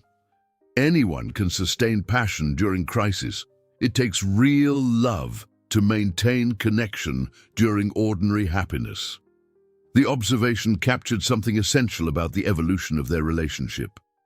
The dramatic intensity of their early courtship, heightened by external pressure and social disapproval, had given way to the deeper satisfaction of daily partnership and shared creation. They had learned to find romance in morning planning sessions and evening garden walks, in the small gestures of consideration that sustained long-term relationships more effectively than grand romantic gestures. Their conversation was interrupted by the approach of Dr. Mitchell, who had been observing the celebration with the satisfaction of someone who had correctly diagnosed what her friends needed for optimal health and happiness. "I have a confession to make," she announced, as she joined them among the tomato plants that were heavy with late summer fruit. "I knew you two would end up together before either of you figured it out." "How could you possibly have known that?" Harold asked with amusement. "Because I watched how you both changed after Margo started working here. Harold became more engaged with life, more interested in his surroundings, more willing to try new things. Margo started taking better care of herself, paying attention to her appearance, humming while she worked. You were both exhibiting classic symptoms of people falling in love, even during your carefully professional phase." "Why did you not say anything?" Margo asked. "Because the best relationships are the ones people discover for themselves, rather than having pointed out to them. You needed to figure out that you were compatible partners before you could become successful lovers." Dr. Mitchell's analysis reminded them of how much they had grown both individually and together since that first nervous dinner conversation. They had progressed from attraction to affection to genuine partnership, learning to navigate challenges and celebrate successes as a team rather than as separate individuals trying to coordinate their efforts. As the evening wound down and their guests began making their departure plans, Harold and Margo walked through the property that had become the foundation for their shared life. The cottage and farmhouse stood in comfortable proximity, connected by paths that represented their individual autonomy and shared commitment. The gardens they had created together demonstrated the possibility of combining different approaches and perspectives to create something more beautiful than either could have achieved alone. "What do you think comes next?" Margot asked as they paused beside the rose garden that incorporated cuttings from Dr. Mitchell's heritage bush, Mrs. Peterson's rescued flower shop, and their former estate. More of the same, I hope. More projects that challenge us professionally, more mornings working together in the garden, more evenings planning adventures we want to share. Harold pulled her close, marveling at how natural it felt to hold his wife in the space they had created together. Maybe some travel to visit friends and explore new ideas for our work. Maybe some time to mentor other couples who are trying to build relationships that honor both individual identity and partnership. That sounds like a wonderful life. It sounds like our life. Standing in their garden under the Oregon stars, surrounded by flowers that bloomed because of their combined care and attention, Harold and Margo understood that they had accomplished something more significant than a successful cross-country move or a thriving business partnership.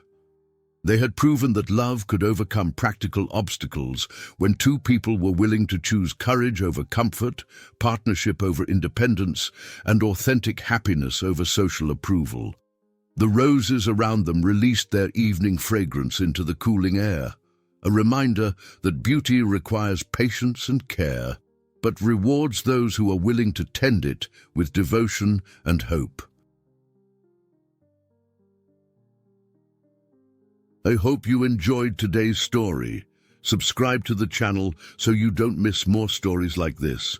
Leave a like and comment below what you thought of the story. See you in the next video.